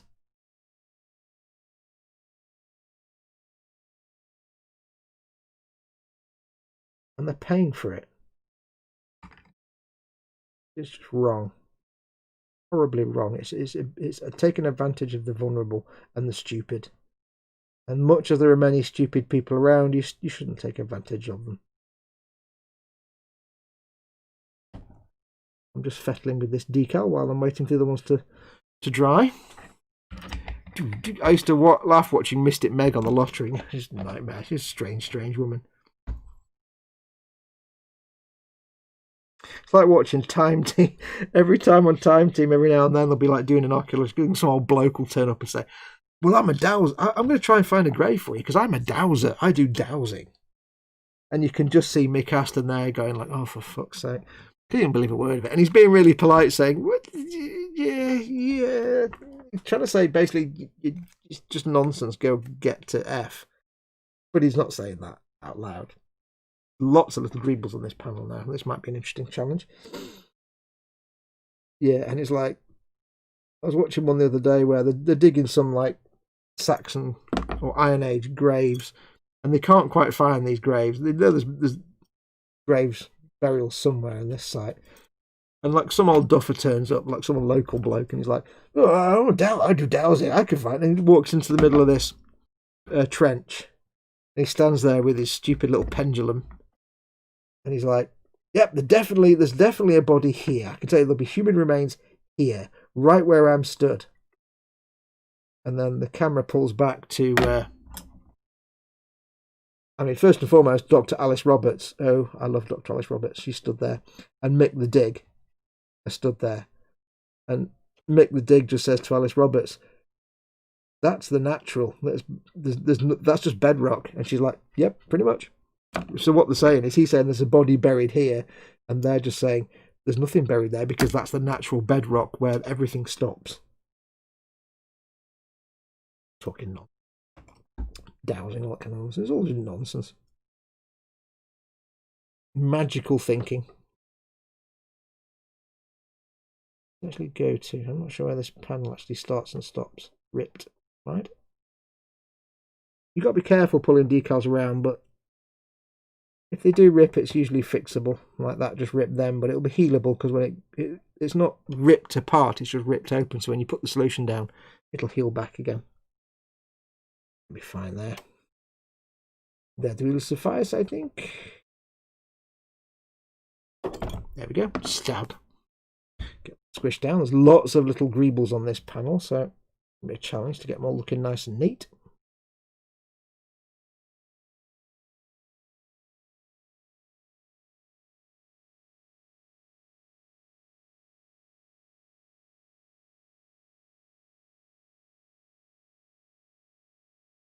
I remember it was one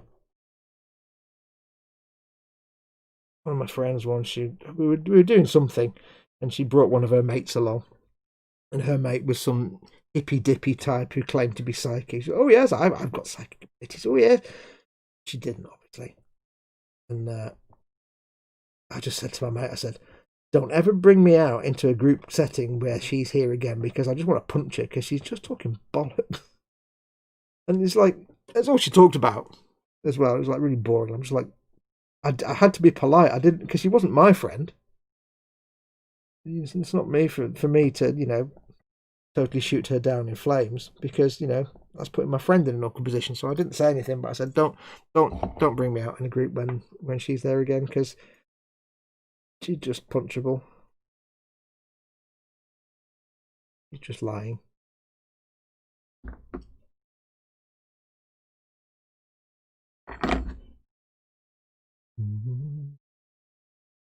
Yeah, lots of greebles on this panel now.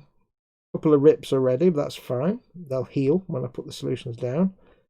I've dinged it a couple of bits here and there, but again, there's already chips on this panel anyway, built into it, so they just look like more paint chips. I love the Falcon. You can just mess things up. Paul Di Tommaso is in. Hello, people. Hey, Paul. Welcome, buddy. Are you at work at this time of night or day, or are you at home now? Have we caught you actually outside of the work environment? And one of the rare not being at work moments. Such a thing possible? I don't know. It could have been the fossilized remains he was dowsing, says Ian Thompson. No, they'd already, basically what had happened was they dug the trench to find these remains.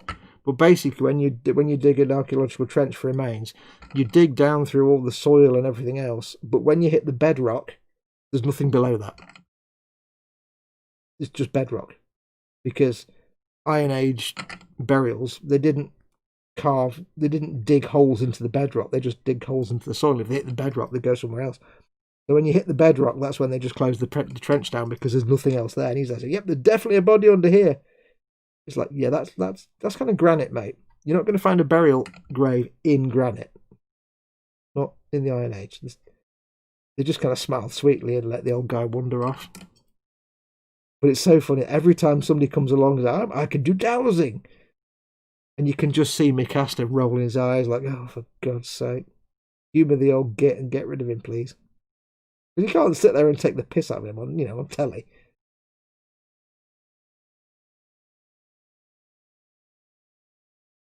Always funny.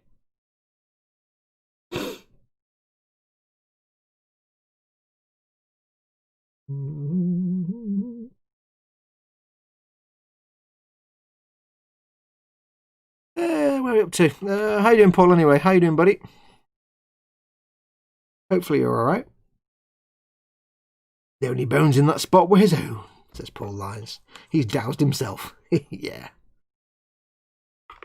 Make it worse, he wasn't even using the two metal sticks. He was using the pendulum on the chain.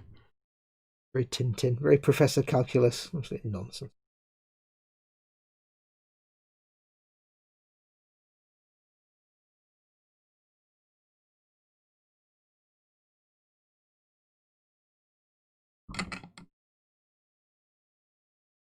I did actually say someone. I can't remember I can't remember the situation, but there was a point at which it was some conversation at some play. It was many years ago, and I wasn't impressed with someone. I said to him, "What do you do for a living?" He went, "I'm a psychic," and I was like, "Oh, you're a liar, right?" And then I walked off. Didn't go down well. I didn't care. Right, these two need to go on these ones here. This is a decal split into two pieces. It's got a great big dodding greeble in the middle. Greeble! Excuse me. While that's soaking, give me one. I'm just going to get some more water because I've got a dry throat. One sec, folks.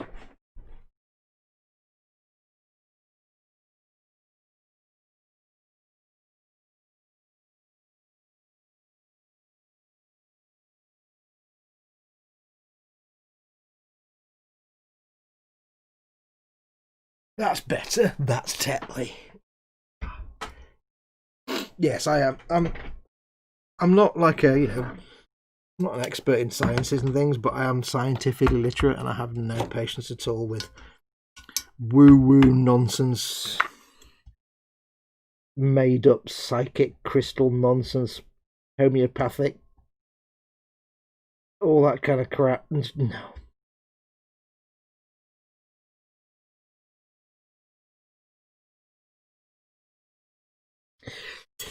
Not getting any better. Feels like things are getting worse. Oh no. I'm sorry to hear that, dude. Keep taking it easy. Keep shouting at the medicos. We've got to get you sorted at some point. Get you sorted out, surely.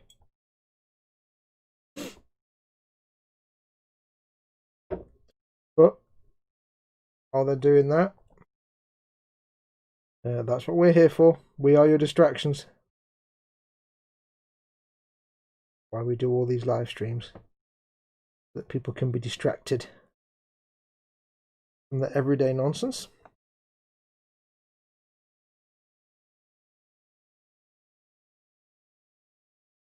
We will heal you with the power of live streaming. Yes.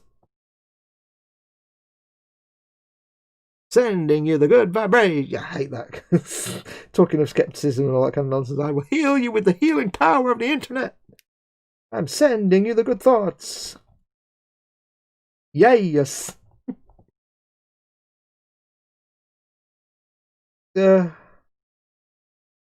guys don't have to get me rambling on these late night shows. I'll tell you that. I don't have to ramble on about some nonsense on these shows. I feel a bit more freer on the late night ones. So I do a bit more of the swearing, and I get a bit more like open with you guys and talk about stuff. Because I know during the normal daytime streams, I'm just talking about models. On these late night ones, I feel a lot more comfy talking about me, what I think and stuff. Because it's not really important and relevant to you guys, really. It doesn't really matter what I think about anything. You're not here to see what I think. Nobody cares what I think about anything. Relevant. I forgot we've got some decals on the go. I forgot all about them. Wow. Fox, you're an idiot. Wow, crikey, really. Sitting here waffling away and there's like decals sitting soaking there. Special ed. Right, so these have got to go here, which is hard for me to get to, whilst also making it visible for you guys. It's double tweezer time now.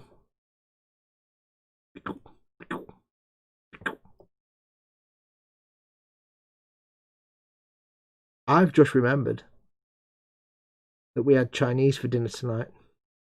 I had beef pad thai, and Mama Fox had some chicken pad thai, which I've just convinced her to start having, and she really enjoys it. But she doesn't eat much of it. She leaves a load of it, and I've just remembered there's like most of a big plate of pad thai downstairs. Oh, yeah. So when I've finished here and we finish this stream, I think I'll be sitting down with a massive plate of pad thai and another episode of Time Team. And that'll be me before I go to bed. Thank you very much. All the same, good night, Vienna. Yes. Oops. I could leave it to the morning and have it for breakfast, but no. That's not going to happen. That needs to go there. I hope you can... I don't even know if you're seeing any of this without just seeing the back of my head. I don't even know. This one needs to line up with the second one, but also with the top bit there. I think it's just going to have to overlap a little bit somehow. That's fine. I don't mind a bit of overlap. A little tiny amount of overlap is fine by me. Ooh, pad thai get in, says Ian Thompson. Yeah. Really nice. It's a very subtle flavour. I always add like sweet chilli and stuff to it because the pad thai from my local Chinese is really subtle. And you get it out of the little plastic tray, and it's just this big block of noodles and all the beef's at the bottom. And you really have to work to separate out all the noodles, because it's just a block of noodles that have all congealed into one single block. An absolute unit of noodles. I assume they are noodles. I don't even know what pad thai is. It just tastes nice. I assume it's just noodles of some sort.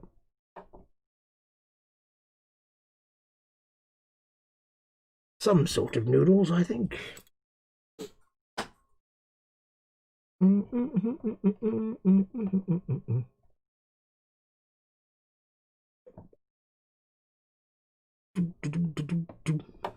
Yeah, so if you're playing Fallout 4 on Xbox, I don't know how you do it on PlayStation, but if you're on Xbox, I really do recommend you somehow get the Skyrim soundtrack and just get the spooky music from when you're in caves and dungeons, and have that playing while you're going through Boston, through the urban areas and through the buildings.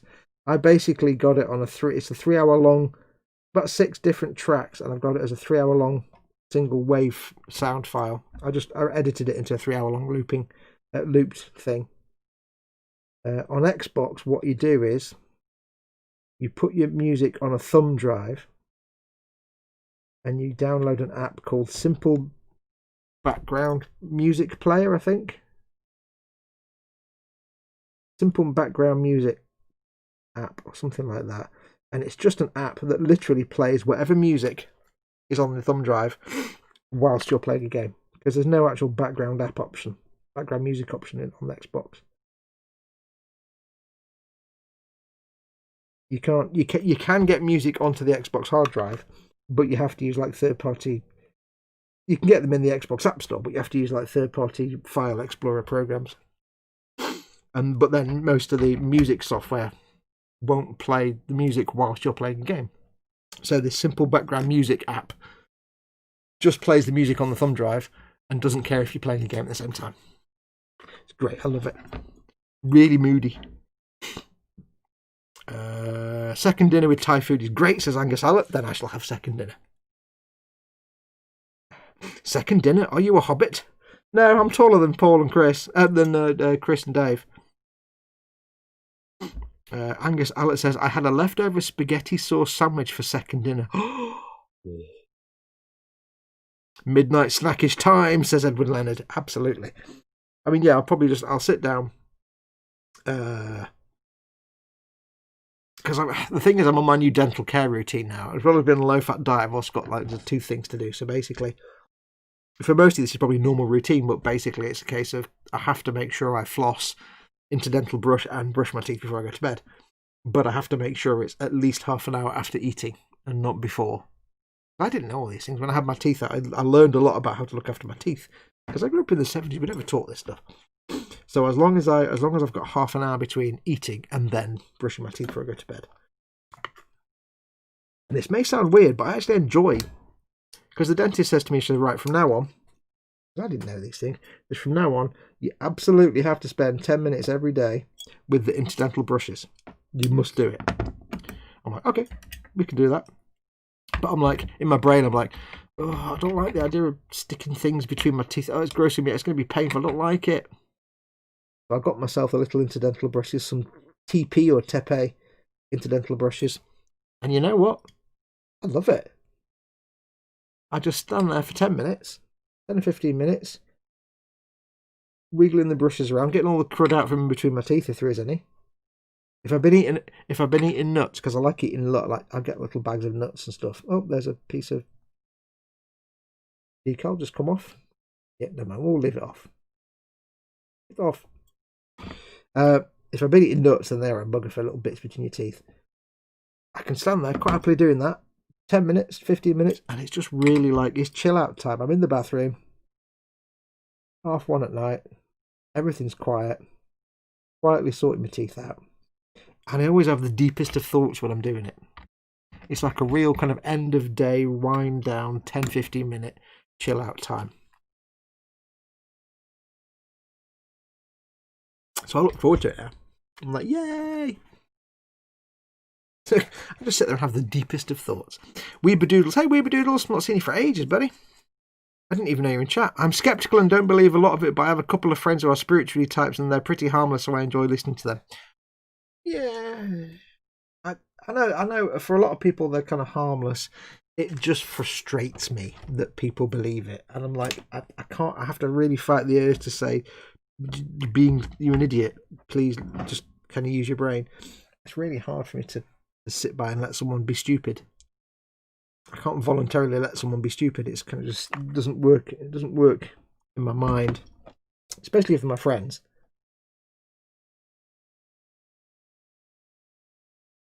Like if one of my friends says to me, hey, I met this guy who's got this bridge for sale. I'd be like, we need to have a conversation now. And I need you to listen to all the words I'm going to use. Very carefully. Because you wouldn't let them carry on with that. Yeah, and for some people it's harmless, but then you get, it's things like, it's a fine line between harmless nonsense and I didn't take medications because I was using homeopathic remedies and I died of cancer. That kind of, that's where you get the harm of it.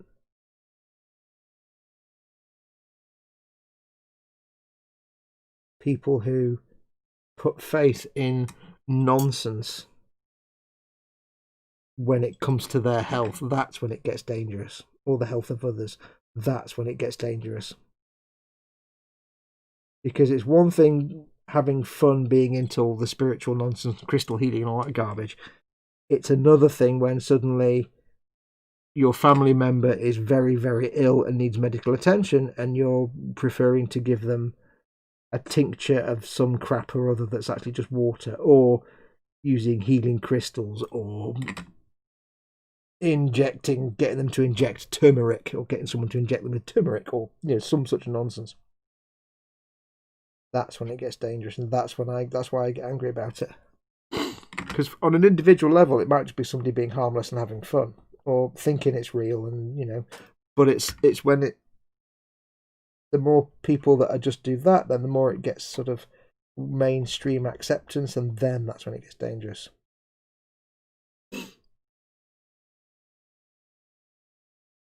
Plus, I think generally, just in my opinion, and I could be wrong, and I'm more than happy to be told I'm wrong, but just in my own experience and opinion, the world seems to be getting just stupider over the last sort of 10, 15 years, in my experience. I know a lot of people who are obviously very intelligent and very smart. All you guys, you're got the wherewithal. You're all smart. But I also, over the years, have met a lot of people who are incredibly stupid, and it just seems to be more and more. The world is getting dumber and dumber, and I don't know what it is. It just scares me there. Hey, Kenneth's in, I think. Yeah, hey, Kenneth. Yes, it is live, Kenneth. Welcome. Hello, my friend. How you doing, buddy? You can't see him, Kenneth, I bet, but right here, right there, are 3 of your rivets. Right there on the Millennium Falcon. I'll take a photograph. Wait there. I did this before and it worked perfectly.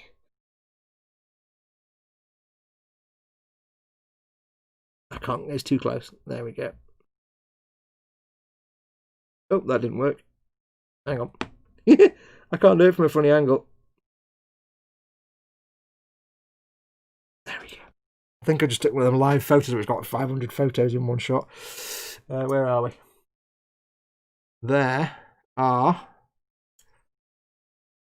3 of your rivets, buddy. Look at that. Greebles on the Falcon. Courtesy of my friend Kenneth in Australia land. There you go. Lovely. Lovely rivets. On a greeble, hold it hiding a seam line. Thank you very much. I've used them on some other things as well now.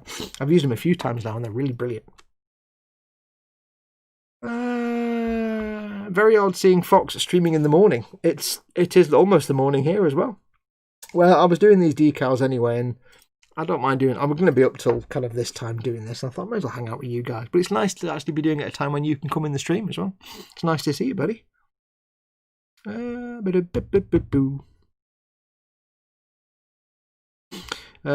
when you've been suffering from health issues for a long time, you become desperate to just try anything to get some relief. But there are charlatans out there. That's why I get angry about this nonsense like healing and stuff. People who are desperate, and it's the people that prey on that cause the harm. I fully understand when you get desperate, you'll kind of turn to anything. But that's when you have to protect those people from, like you say, the charlatans that want to take money for Reiki healing or chiropractic or crystals or all that homeopathic nonsense. All of that, none of it works, none of it's real, but they'll take money, and they put people's lives at risk. Let's not forget it was that kind of nonsense that killed Steve Jobs. Well, didn't kill Steve Jobs, but Steve Jobs had, was it kidney? Some kind of cancer, I think kidney or something like that. And he eschewed proper medical treatment that could have prolonged his life massively for some kind of new age nonsense. I can't remember exactly what it was. It might have been homeopathic or something. Some kind of new age nonsense that basically meant his cancer was unchecked and he died from it. And, he's supposed to be a smart guy. So it frustrates me. The world is getting dumber and it makes me sad. Paul Ditmas says, right now I don't care if it's medicine, crystals, chi energy or whatever, just make the pain go away. Yeah, I know. But then again, you don't want to spend money on something that's absolutely not going to make the pain go away. That's the thing. The risk, you see.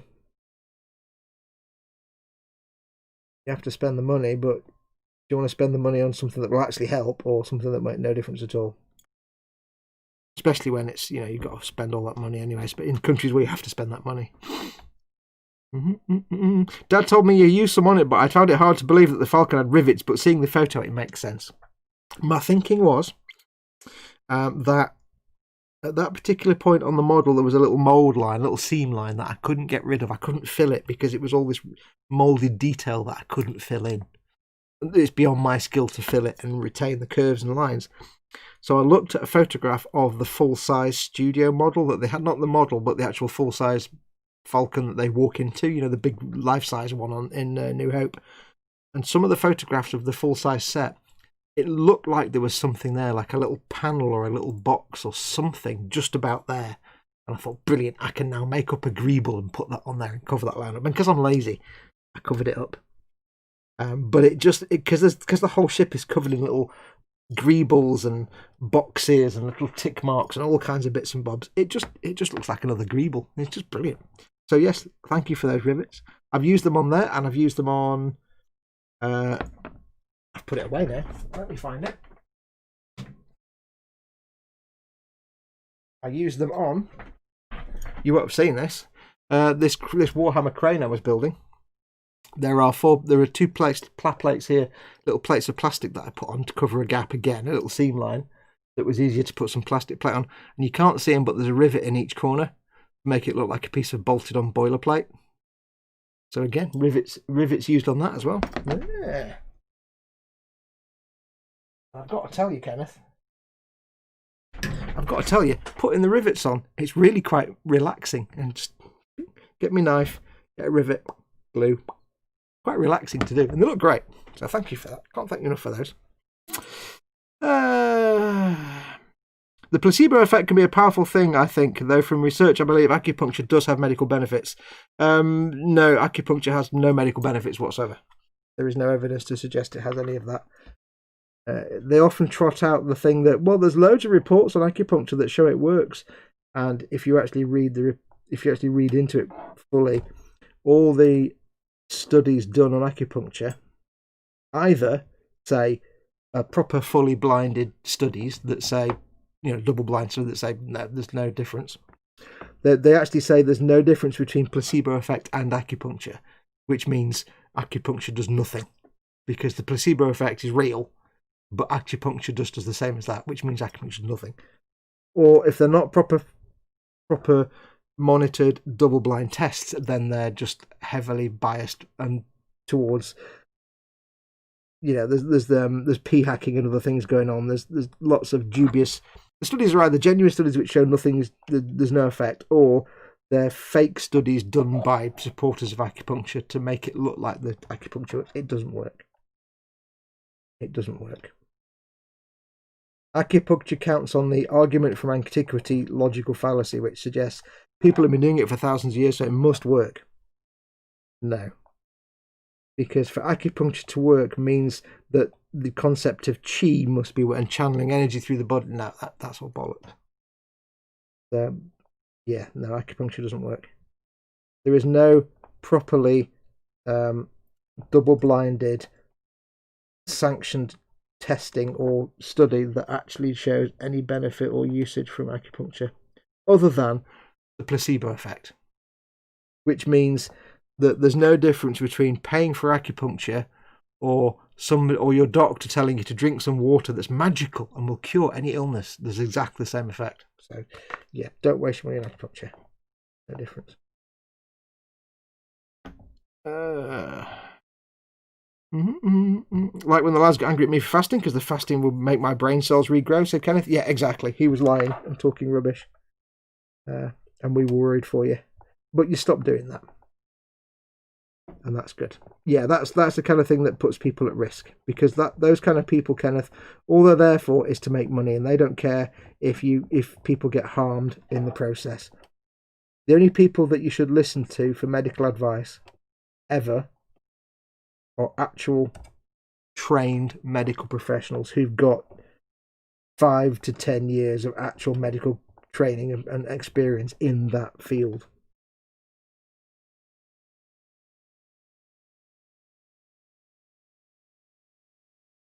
You never listen to someone who's selling you a DVD or selling you a book or selling it. No, you listen to your doctors. They spent 10 years learning how the body works and how to fix it. They know what's going on. They're not trying to sell you a CD or a DVD or whatever. Some bloke on YouTube is not a qualified person to tell you how to sort your body out. They're no different. Those kind of people are no different to the person who says, I have absolute proof that aliens exist and the government knows all about it. But the only way I'm going to tell you about it is obviously, here's this evidence that will change the way the world is. And to see it, you can send me $50 and I'll send you this DVD. No.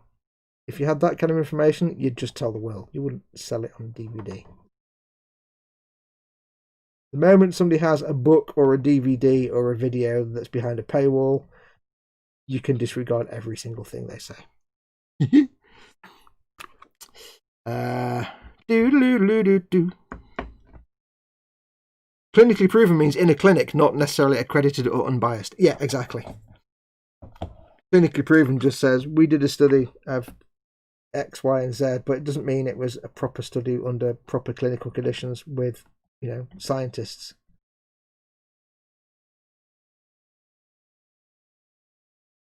That's the thing. When you have proper clinical trials, proper actual clinical trials, there's a whole mess of safeguards and double-blind techniques and things in place to make sure that the results are as unbiased as possible. And this is why, people often complain that 1 minute science says you should eat a thing and the next minute science says you shouldn't eat a thing. And it's like, these scientists can never get the facts together. That's what science is. Science is being able to learn something and then later down the line, if you suddenly find that wasn't right, to turn around and say, actually, we were wrong because now we think this. That's the whole point of science. A true scientific investigation has no end goal. If a study is done to figure out whether a chemical has an effect, then the person doing the study, if it's a true scientific study, unbiased and neutral, the person will say, the study may find a connection between this drug and this disease going away, or it may not. We don't know. Let's find out. And it's just as likely they'll find no connection as they'll find a connection. However, what you often find is a company makes a product and just happens to have some scientific study that shows their product is effective and effectual and it's clinically proven. But that's the old case of, let's do a study that proves our product is great and we'll just do it in such a way that makes sure we ignore all the stuff that says it's not. That's why all these clinical trials of homeopathic remedies, all the proper scientific research done says that homeopathy is bollocks, and just logical common sense says homeopathy is nonsense. It's water. Hey, don't even get me started. But then all the ones that suggest it's beneficial, oh look, they've all been funded by companies that make homeopathic remedies. Kel surprise. Yeah.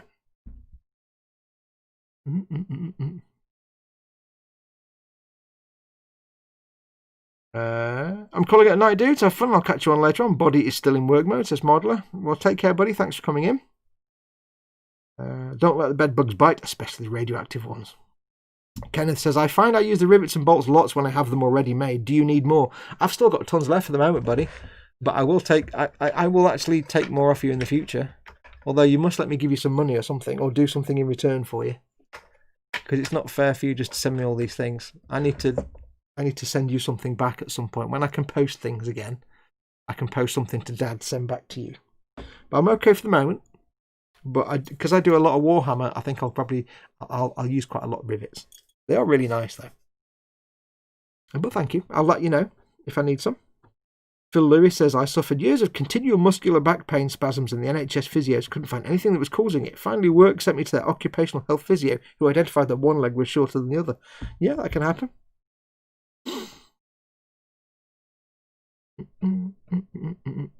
The solution from the occupational health therapist was back manipulation and small targeted acupuncture. Yeah, that shouldn't have been recommended. Back manipulation is chiropractic, which is bollocks, and also acupuncture is bollocks. So I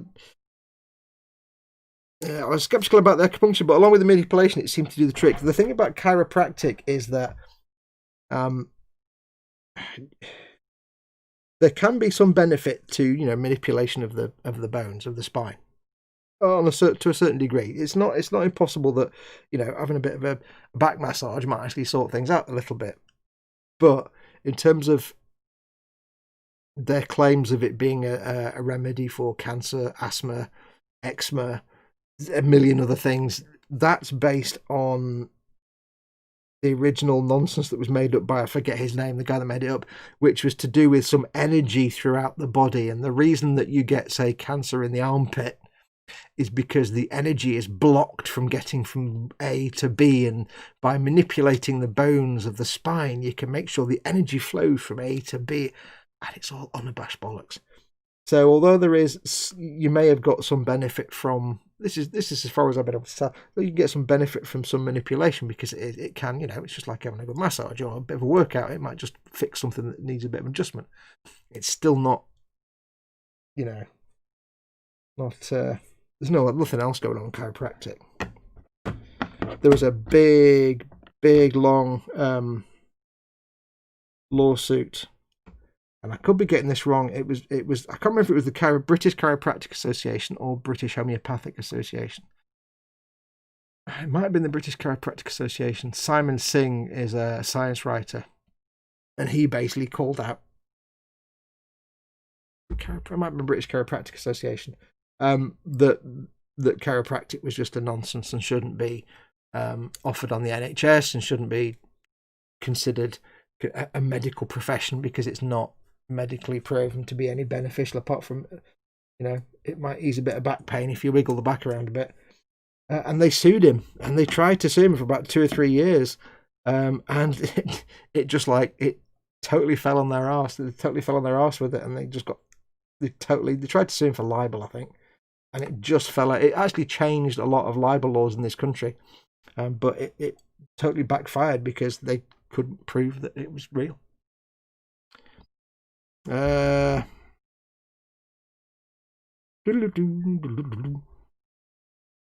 hello. Where are we? Where are we? Cheers like religions. If it works for you, I'm happy, but if it's not for me, cheers like religions, and it's all bollocks. It's complete nonsense.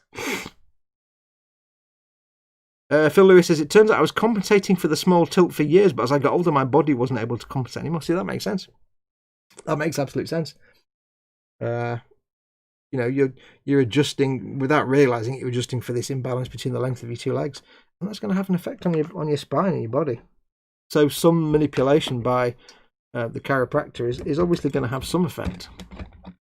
A permanent fix, probably not, but maybe to get you to the point where now you're aware of it and you had that little bit of work done, it set things in motion that sorted you out.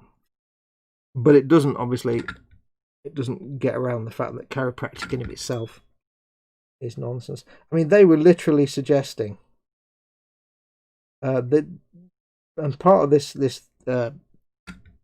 thing with Simon Singh, I really hope it was the British Chiropractic Association. I hope it was, because otherwise my argument's invalid. But part of the thing that Simon Singh was trying to change was the fact that they laid claim to things like chiropractic can help with cancer and can help instead of leukemia, and it's like you're telling people instead of going to get can help with instead of going to get cancer treatments, you should go and get a chiropractor to manipulate their spine. That's not going to get rid of their leukemia or, lung cancer or whatever, or brain tumours. It's just going to leave them untreated for the cancer, and they're going to die of cancer. And they kind of started to walk back some of these claims. Eventually, they did fall on their ass, and I think they got their ass sued back, and there's a lot of changes came in law, and they had to change the way they said things. And from that point on, they no longer say things like, they just kind of say it can help with back pain, maybe a little bit. They're really careful now about what they say they can do with the chiropractic. Yeah. It's homeopathy that bugs me a lot, because homeopathy is just nonsense. Homeopathy is basically, if you take a compound like aspirin and you put a bit of it in water and then you dilute that and you keep diluting it until there's basically no aspirin left, the water retains the memory of the aspirin and so has the same effect. Why not just take the aspirin instead of just drinking water that's got nothing in it because you've diluted everything out? Yeah. Again, that's another one of those things where the claims of the people responsible are such that people will forego actual medical treatment in favor of nonsense woo-woo magical thinking like chiropractic or like homeopathy or acupuncture. And because they're foregoing actual proper medical treatment, they don't get cured, and sometimes they die or they get worse, and there's consequences. And it never seems to fall back on the people that mistreated them. There was a case in, I think it was Australia. Some parents who had a kid that was ill. It might have been Australia. Now, these are all from memory, and it's been a few years, but they had the child was ill, and it was, I think it turned out to be something like something simple and easily treatable, like what's it called when you get the spots in your arm and you get the swelling in the brain? I think the brain, my brain's not working. You know, that thing that kids get, and it can be fatal, but it's very easily fixed. It's very easily cured. What's the word? I can't remember what it was called. It's a really obvious, it's a well-known, it's on the tip of my... Anyway, it was that. It was a fever, and it was an infection, and it could have been easily handled with antibiotics or something like that. Meningitis, that's it. It was something like that. But the parents, this kid's parents were just like nut jobs anyway. They were sort of health freak type nut jobs, and they didn't believe in doctors and science. They didn't believe in science. So they went to their like nonsense faith healer, crystal worshipping, sandal wearing nonsense idiot, and said, look, because I think they took the kid to the doctor. The doctor's like, yeah, you need to take these drugs. You need to give the kid these drugs. They're like, oh no, we don't want to give him pills and drugs. No. We'll go to our faith healer nonsense, who like prescribed them homeopathic tinctures and all this kind of crap. And unsurprisingly, the child died like a week later of whatever it was, meningitis or something similar, that is in the 21st century utterly fixable with, you know, a simple course of antibiotics or something similar. But because these parents believed what they'd been told about magical thinking, pseudoscience medicine, and been brainwashed into not trusting actual, you know, medical professionals who actually know what they're doing and aren't just in the pay pocket of big pharma, their child died and they went to jail. I think it was Australia. So if somebody knows, it wasn't. It was somewhere. It might have been the US, but somewhere anyway. They went to jail for it in the end for child abuse and child neglect. Because basically it was something that child need not have died of. And it wasn't like, you know, evil. They weren't being evil. They were just carrying away the camera. They were just kind of scientifically literate and believed conspiracy theories and believed all the nonsense about don't trust your doctors and don't trust chemicals. And they just fell into that and believed it, and it cost them their child, which is a crying shame, really. And that's what fills me with fear, is that's the ways the world's becoming, it seems. I mean, it may just be that, you know, in the internet age, we just hear about these things more. It may not be that people are getting stupid, it's just that we hear more about people being stupid. So it's entirely possible that's the case. You never know.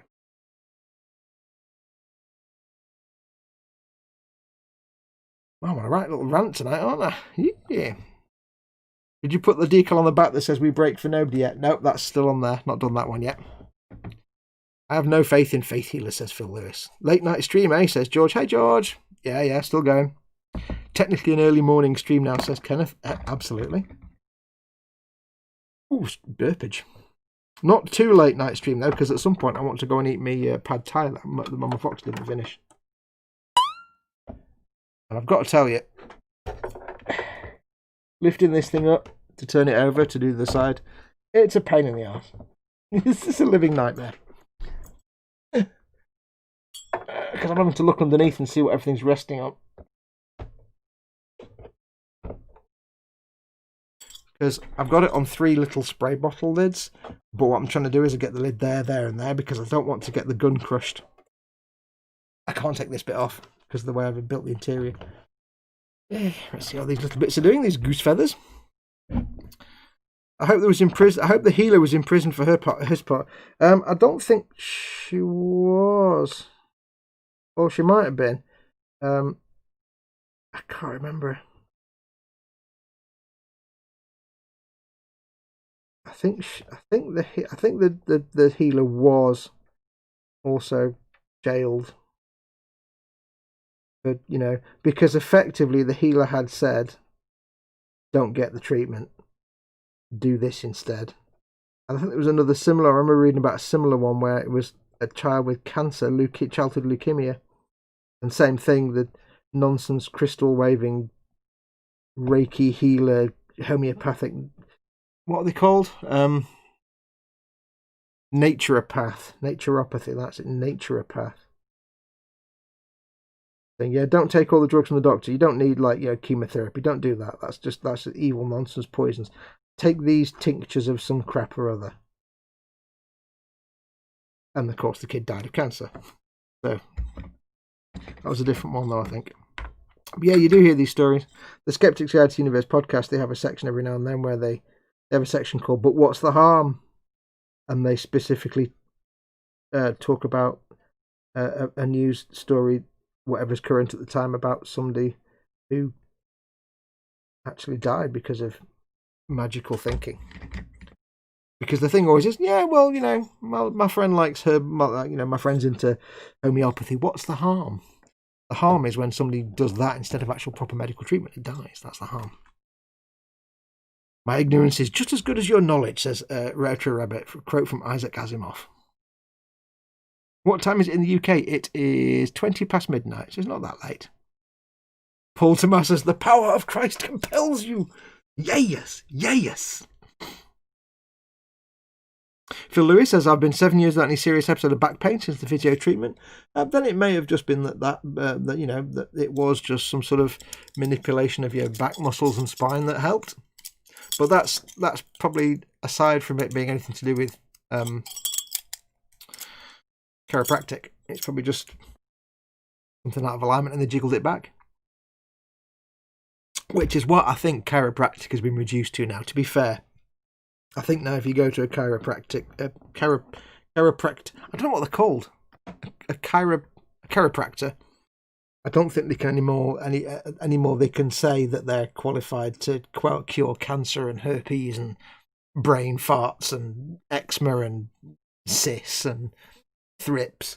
I think they just say, yeah, we can help relieve back pain and things because we're basically just giving you a big massage. That's all they're doing, giving you a big massage.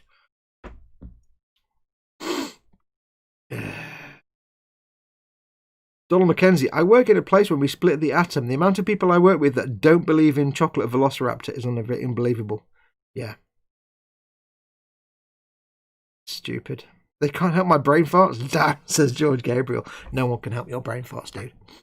Fox, if you want to make your fortune, patent a device to place your Falcon on whilst working. Yeah, it is literally my spinny thing from my spray booth with 3 spray lids and a lot of masking tape.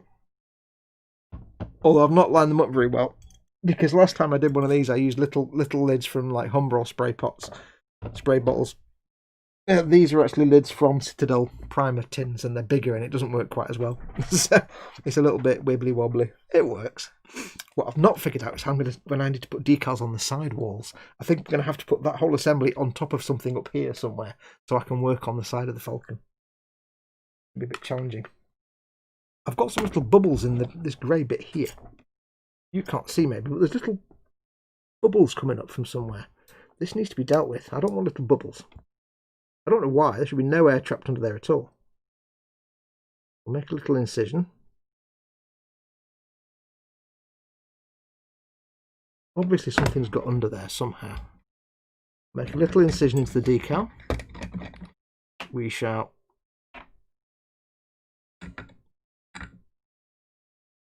get the fluid on there. Hopefully this will suck underneath and pull that little bit of decal down to the surface and remove any lumpen gefartens. It does happen sometimes. Sometimes because the setting solution makes it expand and contract, and as it does that, sometimes a little bit of air goes underneath, and you get a little bulb, and you have to just stab it and get rid of it. And when the solution's on there now, because I made the hole, it'll open up and then it'll seal back down again. It'll kind of go invisible. But if worst comes to the worst, and I can't get rid of it, I just scrape it with the knife blade, paint chip. There you go, done. When in doubt, make a paint chip. And I've just noticed that one little tiny bit of pipe there, there's one little tiny bit of pipe hasn't been painted. Motherfucker. I think it snapped off before I assembled it, and I forgot to glue it on, and now I need to remember to paint that. Arse. Right, where are we up to? Coming on nicely. These have all settled down. Oh, there's a little bit there I can see. I'm just looking at the way the decals have gone over the edges of some things and where it's doing a little bit of tent pole action. I'll just give it a bit of a slice, a bit of a zizz. There you go. Now you can't really go too far with the MicroSOL. Some decals it may take you 2 coats. Some decals it might take you 20 coats, 50 coats, 100 coats just to get it really bedded down. It depends how far you want to go. You can save time by just slicing the decal where there's a little tent peg bit. I don't really know how to explain it other than the tent peg thing. You know what I mean? Tent pole thing. You can just, if you're happy with that, you can slice it, or you can just keep adding layer after layer, and eventually the decal will bed down and look literally painted on. But sometimes it can take a lot of coats. You just got to be patient and keep going. Now, for the little tiny markings that you like, those little tiny little squares and bits and dots, they don't matter. A couple of one coat of set and so you're done. There you go. Brain farts are like the common cold. They'll never be a cure. Yes, it's a prototype, says Ian Thompson. Yes. Not quite 3D printed prototype, but it looks the part. That's the new piece of pipe Chewy welded on. That goes there. This goes there. Brother Tucker, the patron saint of cuts and burns. Boy, it's late or early there, says EC Idaho. Always. Right, what have we got? We've got any more big square flat ones to put on. We've done those two. I need to mark these off, don't I? First things first. Blade discipline. That little bump's gone now. Yes. The little bump has gone and it's healed over perfectly. You can't see where I made a little slice. So don't panic if you get little lumps and bumps. There's also, I've just spotted, nobody will ever see this, ever, but underneath the decal there's like an eyelash. And I can see where the decal's raised over the eyelash. It's the most microscopically tiny of little raised bits, but I can see it. I'm not going to do anything with it because no one will ever see that, ever. Even if they were to turn this model upside down and stare at it with a telescope, they wouldn't see it because they wouldn't know it's there. I know it's there. You know what? It's fine. There's always at least one eyelash somewhere. Right, I need to mark off the ones we've done. So we have done that one. That one and that one. Done that and that and that. Done quite a lot tonight. But now I'm going to do this one because this is one that looks rad and I want to do it. We might make this the last one for tonight. I want to do this one. Looks rad. It's like a bird with 2 stripes behind it. Probably something off a fighter plane or something, or maybe something off a vintage American muscle car. I don't know. But I want to put it on. It's rad. It looks rad, and I want to put it on. I'll make this one the last one for tonight. I did wonder where this was because I've never seen this on the Falcon before.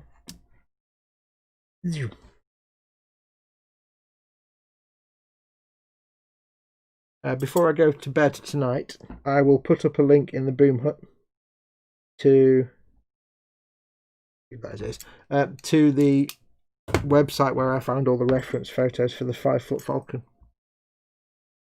Modeller's Miniatures Magic. and you can all have a good look. It's got loads of... You'll see how bad the paint job actually is, or how simple and basic the paint job is. And you'll see all the different markings. And I could not believe, literally, I haven't yet found one marking on it that isn't on. Ian Thompson says, Fox, most people make do with signing their work, not leaving DNA samples. I have signed it. It is signed inside. I always sign my model somewhere. It is signed inside. No one will ever see that unless it gets dropped. But the thing you learn quite quickly when you're doing models is that there's always some of your DNA on any model you ever make. By nature of you've probably spat on it, or you've dropped an eyelash, or you've breathed on it, or something. There's always a bit of the modeler's DNA on a model. So, wherever I go in life, I will always be not only here, but also in a cabinet in a shop in a store in Stoke. I'll be on a shelf in a flat in London. I'll be in a cabinet in some really nice house in France somewhere. I'll be in a cabinet in George's house multiple times. I'll be all over the world. I've sold loads of my models, have been sold all around the world. I'm in Israel. I'm in Australia. I'm in. Have I sent stuff to? There's a lot of me in America. Quite a few in the UK. There's a lot of me in that cabinet over there. I'm all over the place. My DNA. I'm like, I'm all over the place. I've got more DNA spread around the world than Genghis Khan. You see what I did there? Is it a Roadrunner Fox? I'll do another close-up photograph so you can see. It is. I don't know what it is. It's It probably is something that somebody will recognise. If I can get a photograph without shine. It is that. That's what it looks like. There's two little yellow bits on the end you can't see, but it's that kind of like bird shape. The camera didn't spin around. Those lines and then that kind of bird shape there on the end. I like this idea of zooming in using taking a photograph with the phone and be able to show you stuff. That's quite cool. But I don't remember ever seeing that on the Falcon. But it will be there somewhere. But this is what made, when you look at the studio model and then you make this is what amazes me. Yes, the paint job on the studio model was a bit ramshackle. It wasn't the best. But what amazes me more is, first of all the effort that went into all the greebles. And Steve knows this because he makes he's the greeble king. All the effort that goes into all these greebles, they're all beautifully laid out. They all seem to make some sort of sense. They're not just randomly slapped around. If you look at the greebles, they're all nice and straight and lined and linear, and they make sense, and there is symmetry, and there's a certain flow to them. And we think, oh, we're putting all these decals, there's millions of decals. You've got to then look at all the decals as well. I mean, there's over probably about 260 or 70 of just these little tiny markings.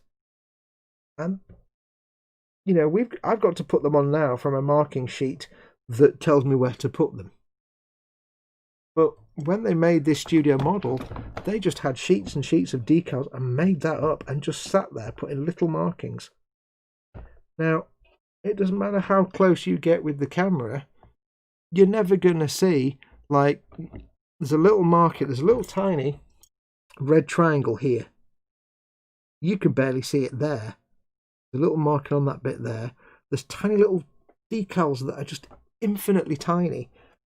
Nobody's ever going to see them, and yet the guy sat there, went to all the trouble of getting that one not lined up properly. Went to all the trouble putting them on and making sure they were there and people could see them. They all look nice. And yet, they never get seen. And the only time they've ever been seen is when people actually look at the physical model. Really, it's just a weird thing to think of all that effort going into it. It's almost like, for what purpose?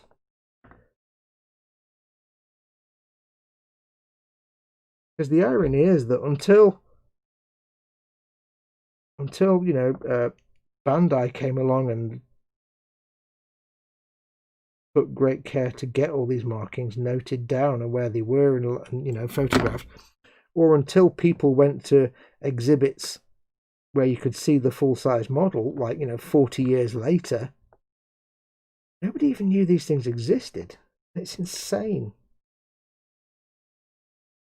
If I lined up, yeah, it's lined up. If I gave you 100 decal sheets from different kits and said, right, put loads of decals on this model, you'd be like, it'd take you weeks.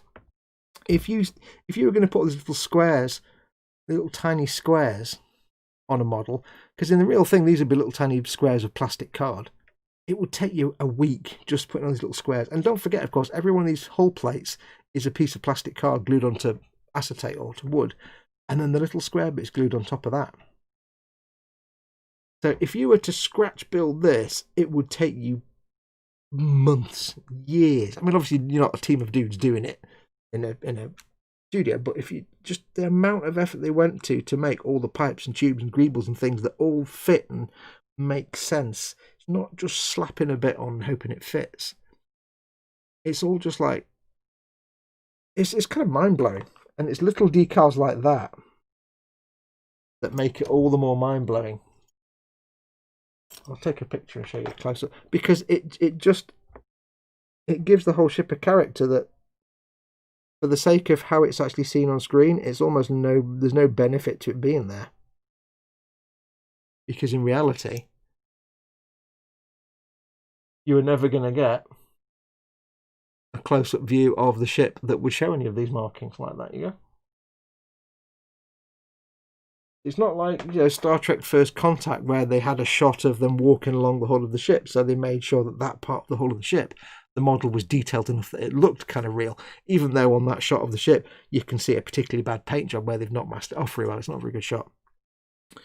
When this was made, they had no plans to do close-up shots, so you could see little. It was always going to be whizzing off screen. You're never going to see it. All these little, like this bit here, there's a grey square, and there's a decal here and a decal there, and a little. Insane. There's this red one here you can't see. It's a red square with a little diamond with the number 12 in the corner, and that was a decal on top of a red painted square. I'm astounded by this model. I've always been astounded by the Studio Falcon, the 5-foot Falcon. It's insane. It is insane. It looks like a stork or a heron or something. I don't know. I'm not quite sure. It could be a sword. I don't know. I'll have to find out what that is. Ian Thompson. Wow, you managed to make it sound totally stalker creepy. Oh, about the DNA. Yeah, it looks like a Tederidex cruiser. Yeah, this was 1974, 5 or 6 though. Don't forget. Cool, but not Red Runner. Maybe the staff were paid by the decal and not by the hour. You may not notice them individually, but the overall effect gives it texture. As Phil Lewis. True, but you don't even see. I mean, let's be honest. When you watch the film, you don't even notice that the fact there are colour panels on the Falcon. So it's just mind blowing to me. It's not. I don't think anybody was wrong to do it. It was amazing, but I think it's mind blowing to me that all the effort that went into the decals and the greebles, and you'd never ever see it. The most we ever saw as kids, or was the most we ever saw as model makers up until the 2000s, was we get the AMT or Ertl one, and you'd see a photograph of it on the box on the front, and it was always a photograph from kind of that angle, looking down on the hull. And it was very dark, and everything looked dark and black. And this is why I think until the last 5 or 10 years, 10 or 15 years, a lot of people have painted these with dark black streaks from the exhausts and dark pits. And I've done it myself. I'm guilty of it, darkening in these pits to look dark and smoky, like they've been burnt out. Because if you look at the box art on the old Ertl kits, or the MPC kits, it's a dark, contrasty photograph, and it looks like that. And we only had that or the view. We didn't have the internet and photographs. When we were buying the MPC kit in the 1980s and 1990s, nobody had seen the Studio Falcon outside of Lucasfilm. It hadn't gone on trips around the world. It hadn't been in exhibitions yet.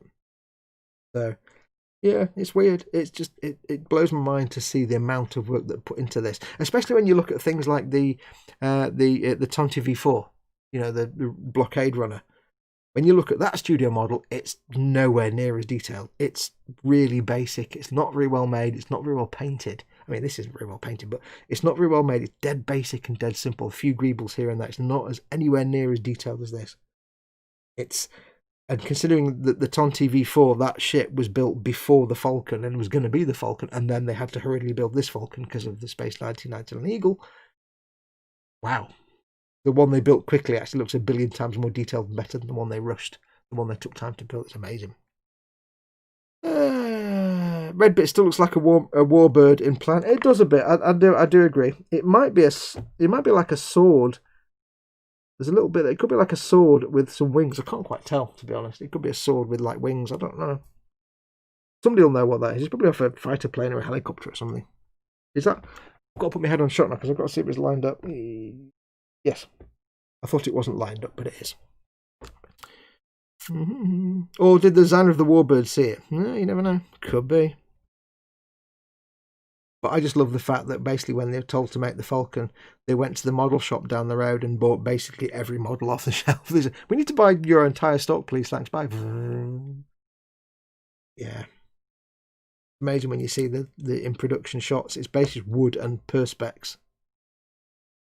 And then they just stuck all the greebles and stuff on top. It's amazing. It is amazing. An incredible thing. I'd love to see it in person one day. I never have. I've never seen. I went to a Star Trek exhibition once, but I've never been to a Star Wars exhibition. I've never seen the 5-foot Falcon. I'd love to see it. If I ever get rich, if I ever somehow become like a multi-millionaire, I will contact Lucas and say, I need to come and see your Falcon. I need to come and touch it with my gloved hands. I'll wear gloves. I need to just fondle it and be at one with it for a bit and just be amazing. That'll be on my bucket list to see the 5-foot studio model. Anyway, I'll give these one last blast of MicroSOL. That decal must have come off a model somewhere. Yes, all the markings on the studio model are just from kits. Literally all the greebles and all the decals are from model kits that they just cleared out on their local model shop. I think there's a shop nearby ILM where they were working at the time in Santa Clara, wherever it is. Because don't forget, ILM was experimentalist, but it was like a new thing and working out of a warehouse somewhere. They just went to the local model store and just bought their entire stock. There's lots of bits of Tamiya tank kits, and there's an Apollo lunar lander on here in one of the maintenance pits. That you can see the whole lem, but all the decals as well. If you ever get yourself this kit with decals and have a look, you can see tank decals, you can see aircraft decals, you can see ejector seat, warning ejector seat, you can see rescue, little yellow arrows saying rescue. There's lots of truck decals, there's lots of all the little sort of weight and load decals you get on the side of real trucks on the trailers. There's loads of those. There's little vehicle license plates. There's a few Tamiya logos on this, sliced into little bits. There's also Tamiya logos on the X-Wings as well.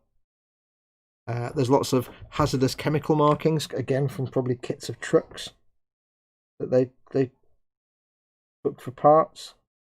So they'll just use they won't have made their own decals. They'll have just used all the decals from the kits that they got for bits. And it's amazing. You go through the photographs of the studio model. It's amazing to look at them and see. I know that one. I know this one.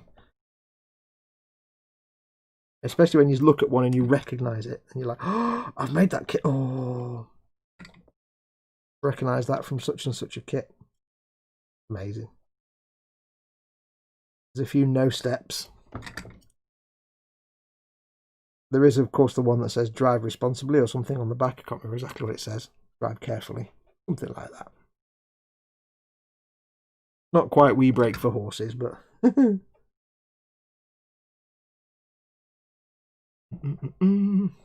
these two another little blib on the back here. Then we'll call it a night, I think.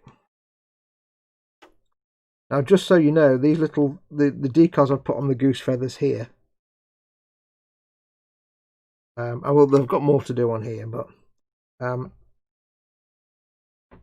I will be fussing with these for the next couple of days. Just every now and then come along, give them a squish, give them a coat of MicroSOL. Eventually, they will bed down, and eventually they should, hopefully, look a bit more like that. I've still got to do some more coats of it on here. I'm not finished with these ones yet, but they should start to look a bit more like these grey ones on here now, hopefully. Because these have had a good few million coats of MicroSET and MicroSOL. So they need more now as well. And I nearly put my thumb through that exhaust vent there. Nearly. Nearly. But not quite. Not quite.